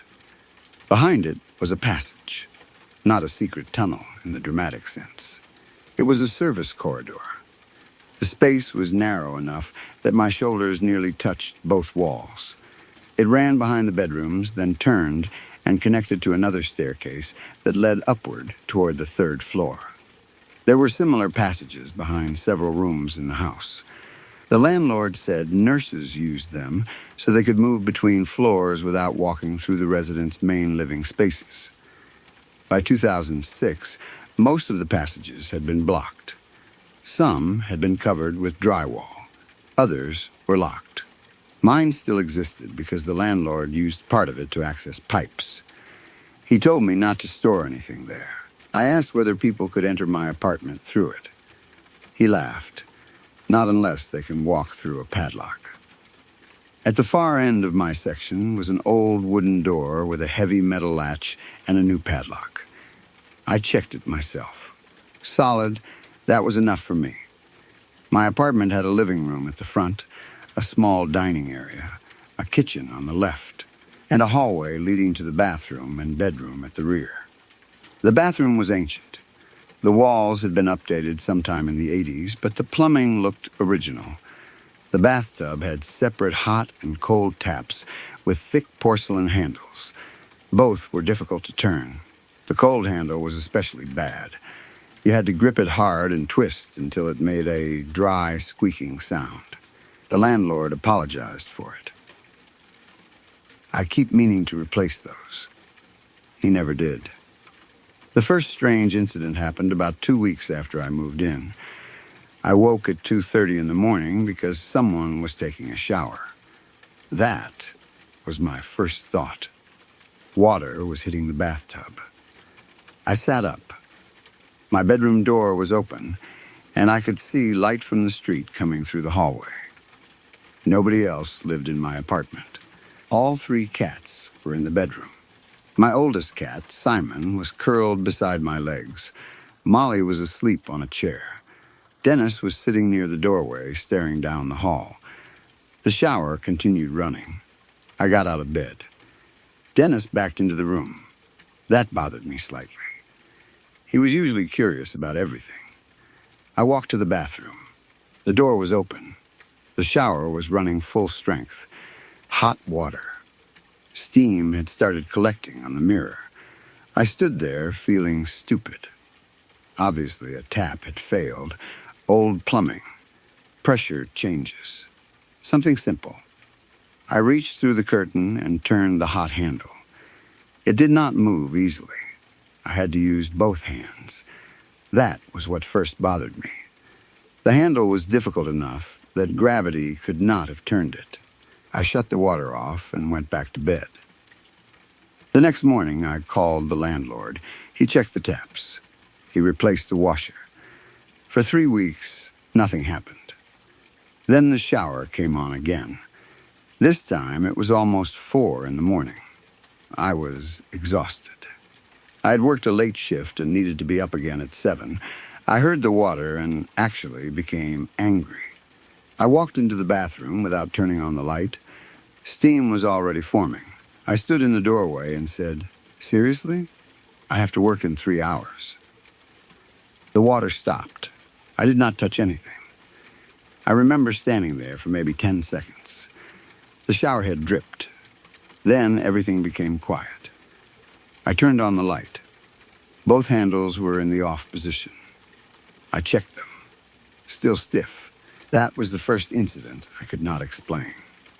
I did not decide I had a ghost. I decided the plumbing had done something strange. Then I decided my timing had made it feel stranger. The water had probably been about to stop anyway. A coincidence. That explanation worked until it happened again. A week later, the shower turned on around midnight. I stayed in bed. I listened for maybe 30 seconds. Then I said loudly, "Could you please turn that off?" The water stopped. I sat up. Simon lifted his head. I laughed, not because it was funny, because I was uncomfortable. "Thank you," I called. Nothing happened. After that, it became a strange routine. Maybe once or twice a month, the shower would turn on at night. If I ignored it, sometimes it kept running for several minutes. If I asked politely for it to stop, it usually stopped within seconds. I never threatened whatever I thought might be causing it. I never challenged it. I did not ask questions. I treated it like a weird plumbing problem that responded to manners. That probably sounds ridiculous. At the time, it felt easier than taking the situation seriously. The speakers started around the same period. I had an old desktop computer in the living room. Beside the monitor were two cheap speakers. They were terrible. Sometimes they picked up radio interference when they were plugged in. You would hear a taxi dispatcher, pieces of a radio station, or bursts of static. That was not unusual. What was unusual was hearing them when they were unplugged. The first time it happened, I was cleaning. I had disconnected the computer so I could move the desk. Both speakers were sitting on the floor with the power cord visibly disconnected. I heard a man's voice, very faint, maybe 2 seconds. Then, static. I looked at the speakers. Nothing. I assumed I had heard someone outside. A minute later, it happened again. This time, the sound definitely came from the right speaker. A low voice, too distorted to understand. Then, a short burst of what sounded like several people speaking at once. I picked up the speaker. No power, no batteries, nothing. I put it down. The sound stopped. That should have frightened me more. Instead, I became curious. I worked around electronics enough to know speakers can sometimes pick up signals under strange circumstances. I assumed there was some technical explanation involving wiring, nearby radio equipment, or residual current. I told one of my friends. He laughed and said I had purchased a haunted stereo. That became the joke. The house did not feel dangerous then. Strange, yes, sometimes uncomfortable, but not threatening. The cats were another matter. Cats notice everything. Simon was 12 and lazy. Molly was nervous around strangers, but otherwise normal. Dennis was young, athletic, and constantly trying to climb places he was not supposed to. All three adjusted to the apartment quickly. They explored the rooms. They slept on the windowsills. They watched birds from the living room window. None seemed especially concerned about the house, except for the passage behind my closet. They hated it. If I opened the narrow door, Simon left the bedroom. Molly flattened herself against the floor and stared. Dennis would approach the opening, smell the air, then back away. I tested this more than once. None of them would enter. That was strange because Dennis would climb into cupboards, cardboard boxes, laundry baskets, and once somehow got inside the cabinet under my kitchen sink. A dark hallway should have been irresistible to him. It wasn't. One afternoon, I carried him toward the passage. He scratched my arm trying to get away. I never did that again. A few months after I moved in, my friends Aaron and Melissa rented the apartment directly below mine. They had one cat. Her name was Bippy. I did not name her. Bippy was enormous. Not huge in the impressive way. She was simply fat. She was mostly orange, with white paws and a white patch across her chest. She moved slowly. She hated jumping unless food was involved. She had a habit of sitting with one rear leg sticking sideways, like she had forgotten how cats normally sat. Erin claimed she had been athletic when she was younger. I never saw evidence of that. Bippy was also an indoor-outdoor cat. That was normal enough then, especially in that neighborhood. Erin and Melissa would let her into the backyard. She would wander around for an hour or two, then return. Within a month, Bippy decided she preferred my apartment. She started following me upstairs. If Erin opened his door at the same time I entered the building, Bippy would run past him and climb the stairs. Eventually, she spent more nights with me than with them. Erin pretended to be offended. You stole my cat. She chose me. You feed her. That's how elections work. Bippy developed a system for getting my attention. My bedroom window overlooked a lower section of roof above the back porch. A large tree grew close enough to the house that Bippy could climb onto the porch roof, walk along it, and reach my window. When she wanted inside, she hit the glass. She did not scratch. She hit it with both front paws. The entire old window shook. The first time it happened at 2 in the morning, I thought someone was trying to break in. I nearly fell out of bed. Then I saw Bippy's face pressed against the glass. After that, it became normal. Bang, bang, bang, I would open the window. Bippy would squeeze inside. Sometimes she brought wet paws. Once she brought a dead mouse. I stopped appreciating the system after that. Because my own cats never went outside, I was careful with doors and windows. Dennis especially would have escaped immediately if given the chance. Bippy was slower than all three of them. There was no realistic way she could slip through the door without Dennis following. That fact became important. The first impossible Bippy incident happened in November. I had an early shift. Before leaving, I checked the apartment carefully. I always did because I worried about the cats getting out. Simon was sleeping on the couch. Molly was under the table. Dennis was eating. Bippy was stretched across my bed. I closed the bedroom window. I checked the latch. Then I left. When I came home that afternoon, Bippy was sitting in the backyard. She saw my car and walked toward me. I assumed Erin had let her out. He had not. He and Melissa had both been at work all day. Bippy was upstairs, I told him. Erin shrugged. She probably followed you out. No, she's sneaky. Bippy, we both looked at her. She was struggling to step over a low garden border. Neither of us believed she had secretly escaped without me noticing. I checked my apartment. All 3 indoor cats were still inside. That was the important part. If I had accidentally left a door open, Dennis would have been gone. No question. Nothing was disturbed. The bedroom window remained locked. I checked every screen. No holes.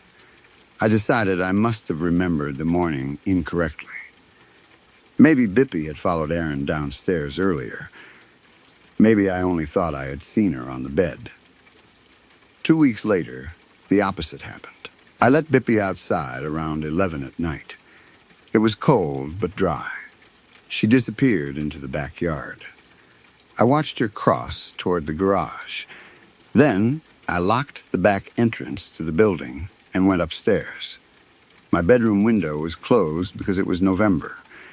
I checked it specifically because I expected Bippy to use her usual punching method when she wanted back in. I fell asleep. Around 3 in the morning, I woke because something was pushing against my legs. Bippy, she was under the blanket beside me. For several seconds, I did not understand why that was strange. Then I remembered letting her outside. I sat up. The bedroom window was still locked. The bedroom door was almost closed. My apartment door was deadbolted. I got out of bed and checked everything. No open windows. No doors. Nothing. I went downstairs and knocked on Erin's door. He answered, looking half asleep. Did you let Bippy in? What? Did you let her upstairs? No, she was outside. He stared at me. So? So? She's in my bed. Aaron laughed. Maybe she has keys. I did not laugh. The weird Bippy incidents became more frequent. Sometimes I would leave her inside and find her outdoors. Sometimes I would leave her outside and wake with her in the apartment. Always Bippy. Never Simon. Never Molly. Never Dennis. That detail slowly removed every normal explanation. If there was an opening somewhere, my other cats would use it. Dennis would have found it before Bippy. Instead, the athletic young cat remained trapped safely indoors while a heavy animal with the jumping ability of a sack of potatoes appeared on whichever side of the house she seemed to want. I began checking doors obsessively. I placed pieces of tape across window frames. I wedged a chair beneath the kitchen window. I even sprinkled flour near the apartment door one night to see whether anyone entered.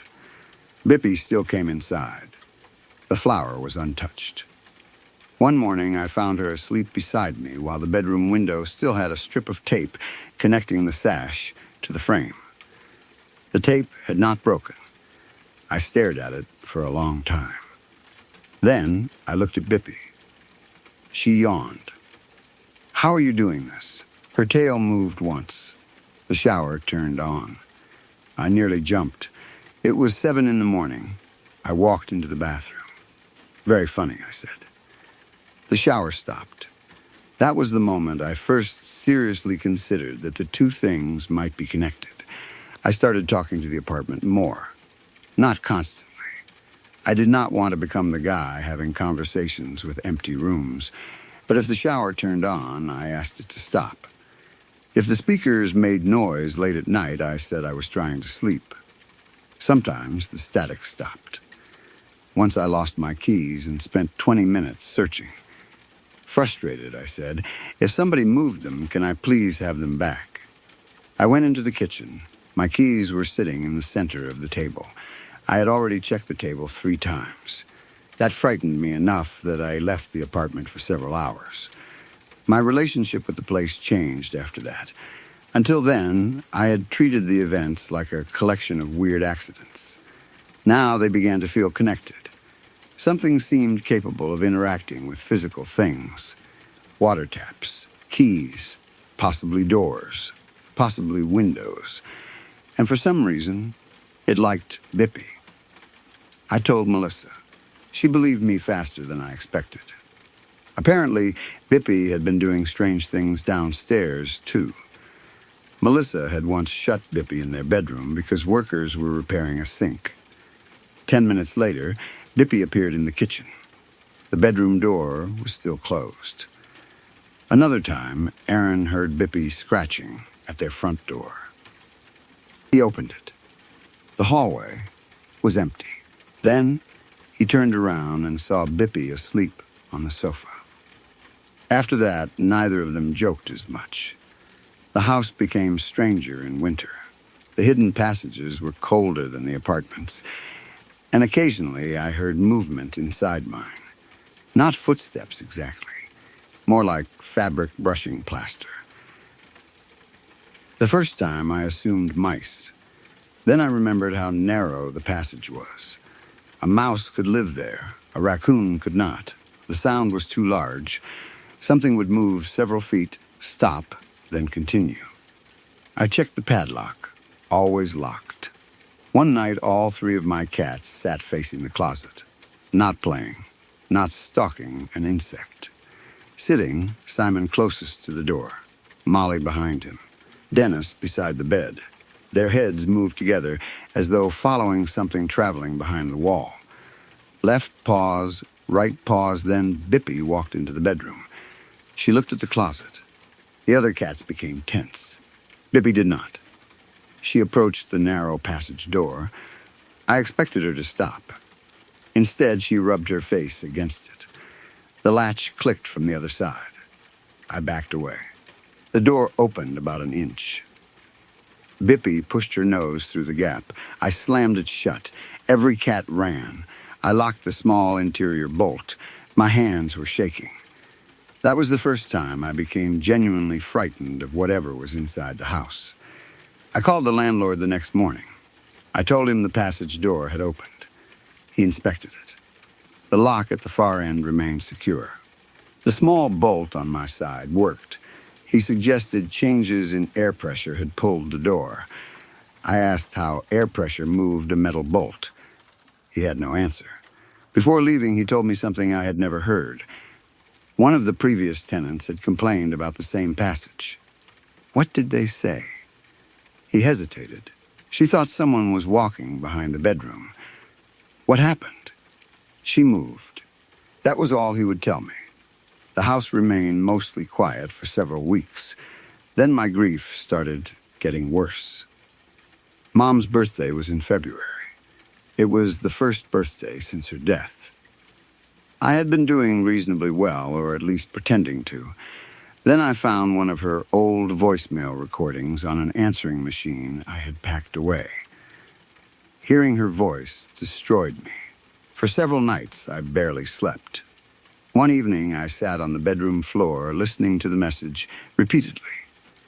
It was nothing meaningful. She was reminding me to bring containers back after dinner. That ordinary voice hurt more than anything dramatic could have. Bippy came into the room and sat beside me. I put my hand on her back. "I'm an idiot," I said. Bippy purred. Behind me, something clicked inside the passage. I froze. One click, then another. The bedroom door slowly moved closed. I stood. Bippy, she remained calm. The door stopped halfway. I heard a sound behind the closet wall. A woman's cough. Not loud, not theatrical. One short, dry cough. It sounded painfully familiar. My mother had coughed like that during chemotherapy. I felt every hair on my arms rise. No, silence. I unplugged the answering machine. The speakers in the living room began producing static. I walked out. A voice came through them, too distorted to understand. Then another cough. I grabbed the speakers and threw them into the closet. Bippy followed me. I started crying. Don't do that. I was not sure whether I meant the house, the speakers, my mother, or myself. The shower turned on. I stood in the hallway. Hot water ran for several seconds. Then I said, "Please stop." It stopped. I did not sleep in the apartment that night. I stayed downstairs with Aaron and Melissa. Bippy stayed with me. The next morning, I found the voicemail cassette sitting on my pillow. I had left it inside the answering machine. The machine was still unplugged in the living room. The cassette door was closed. I threw the tape away. That was the first time the haunting felt cruel. Maybe it had always been the same thing. Maybe I had only interpreted the shower and Bippy as harmless, because nothing had frightened me yet. I stopped speaking to it. When the shower came on, I physically shut it off. When the speakers made noise, I ignored them. When objects disappeared, I did not ask for them back. The house seemed to respond badly. One night, the shower ran for almost an hour. The handles became so hot I had to use a towel to turn them. Another night, every kitchen cupboard was open when I woke. The speakers began producing a low pulse even after I removed them from the computer. I eventually put them in the garbage. The next day, they were back beside my desk. Aaron carried them outside himself. We watched the garbage truck take them. They never returned. The incident that finally made me leave happened because of Bippy. It was early March. A storm had covered the yard with wet snow. I was working an evening shift and would not be home until after midnight.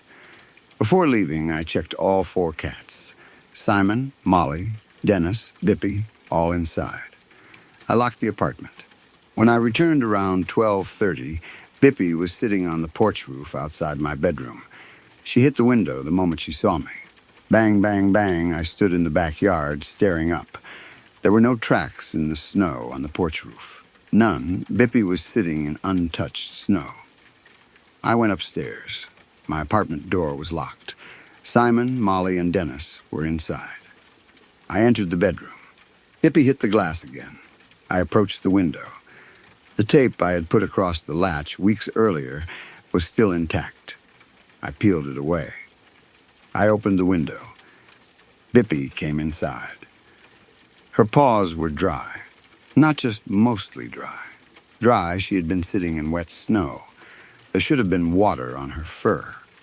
There wasn't. She jumped onto the bed and started cleaning herself. Behind me, the passage door opened. I turned, wide open. The bolt was hanging loose. Beyond it was darkness.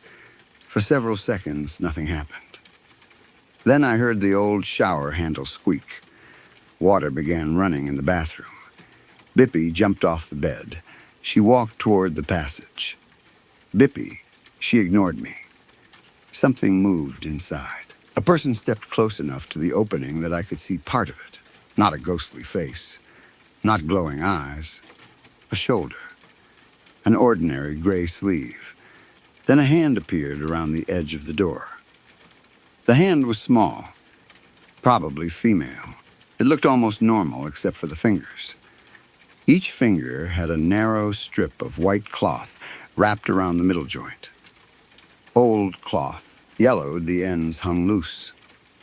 A ring of brass keys rested across the back of the hand, attached to the cloth by thin black thread. The keys did not hang downward. They lay against the skin as though sewn there. Bippy walked toward it. I grabbed her.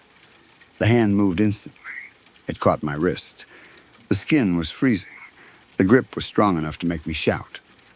I pulled backward. The figure remained inside the passage. I could see more of the arm. Gray sleeve, white cuff, no face. The hand tightened. Bippy exploded out of my arms. She scratched my chest and landed on the floor. The passage door slammed behind her. Bippy was inside. I was outside. I grabbed the handle. Locked. Bippy. Something moved behind the wall. Bippy did not cry. I pulled the bolt. It was not engaged. The door simply would not open. Then the lights went out. My apartment became completely dark. I could hear the passage. One set of slow footsteps moving behind the bedroom wall. Then, Bippy's collar bell. The sound traveled away from me. I ran into the hallway. The bathroom shower turned on. I reached the main apartment door. Locked. I unlocked it. The deadbolt turned. The door did not move. My wrist began hurting. I looked down. 5 red marks were appearing around it where the hand had grabbed me. From inside the wall came a heavy wooden click. A latch. Then another. Farther away. I suddenly understood the passage connected more of the house than I knew. Something was moving through it. I ran back to the bedroom. Bippy. The closet door opened by itself. Not the passage door. The normal closet door. Inside, clothes swung from their hangers. Behind them, the narrow service door stood closed. I pulled it. This time it opened. The passage was empty. I grabbed a flashlight. I should not have entered, but Bippy was inside somewhere. That was enough. The corridor smelled like dust, old plaster, and something medicinal. Not hospital disinfectant exactly, more like old soap. The walls were unfinished. Pipes ran overhead. I crouched and moved forward. 10 feet in, the passage turned left. I heard Bippy's bell ahead. I followed. The corridor reached the locked door near the old staircase. The padlock was gone. The door stood open. Beyond it was another narrow hall I had never seen. Several doors lined one side. Most had been sealed with plywood. One stood open. Bippy was sitting inside. I could see her orange body in the flashlight beam. Bippy, she looked at me. Behind her stood the woman. I never saw her face. She was turned sideways in the darkness. Gray dress, white cuffs, hair cut short enough that I could see the back of her neck. Several brass keys had been sewn into strips of cloth around both hands. She rested one hand on Bippy's back. Bippy purred. I froze. The woman lifted her other hand. One finger touched her lips, not telling me to be quiet. The movement felt more like a warning. Then Bippy walked toward me. I backed away. The woman remained in the room. I picked Bippy up. The moment I did, every door in the passage slammed, one after another. Bang, bang, bang, the sound traveled toward us. I ran. Behind me, keys began striking the wall. Fast, metal against plaster. Getting closer. I reached my bedroom section. The service door started closing. I threw Bippy through the opening. She landed on the carpet. I dove after her. Something caught the back of my shirt. I fell halfway through. I screamed. The hand pulled. Fabric tightened around my neck. I kicked against the passage wall. Bippy hissed. Then she attacked something behind me. I heard a strange, low cry. Not human. Not animal. The grip released. I crawled into the bedroom and slammed the door. 3 impacts hit the other side. The wood jumped in its frame. Then stopped. My apartment door opened. Aaron and Melissa came running upstairs. They had heard me screaming. The main door that would not open for me had opened normally for them. They found me sitting on the bedroom floor holding Bippy. My shirt was torn down the back. My wrist was bruised. 3 narrow scratches ran across my shoulder. The service door was still closed. Aaron opened it. The passage was empty. The padlock at the far end was back in place. The landlord inspected everything the next day. He found no woman, no broken locks, no explanation. But inside the passage, about 6 feet from my bedroom door, there were fresh scratches in the plaster. 4 parallel lines. Embedded in one was a short piece of old white cloth. The landlord pulled it out. A tiny brass key was sewn to it with black thread. He stopped making explanations after that. I moved out within a week. Aaron and Melissa left 2 months later. My other cats never escaped. Not once. Bippy continued doing it. Even in my next apartment. I would lock every door, close every window, and sometimes wake with her beside me after I knew I had left her outside. That happened 3 times. Then it stopped. Years later, after Bippy died, Aaron gave me the small box containing her collar. I kept it in a drawer. About 6 months after her death, I woke because something hit my bedroom window. Bang, bang, bang, the same heavy double strike Bippy used to make when she wanted inside. I lived on the 4th floor. I did not go near the glass. In the morning, there was a tiny brass key on the outside windowsill.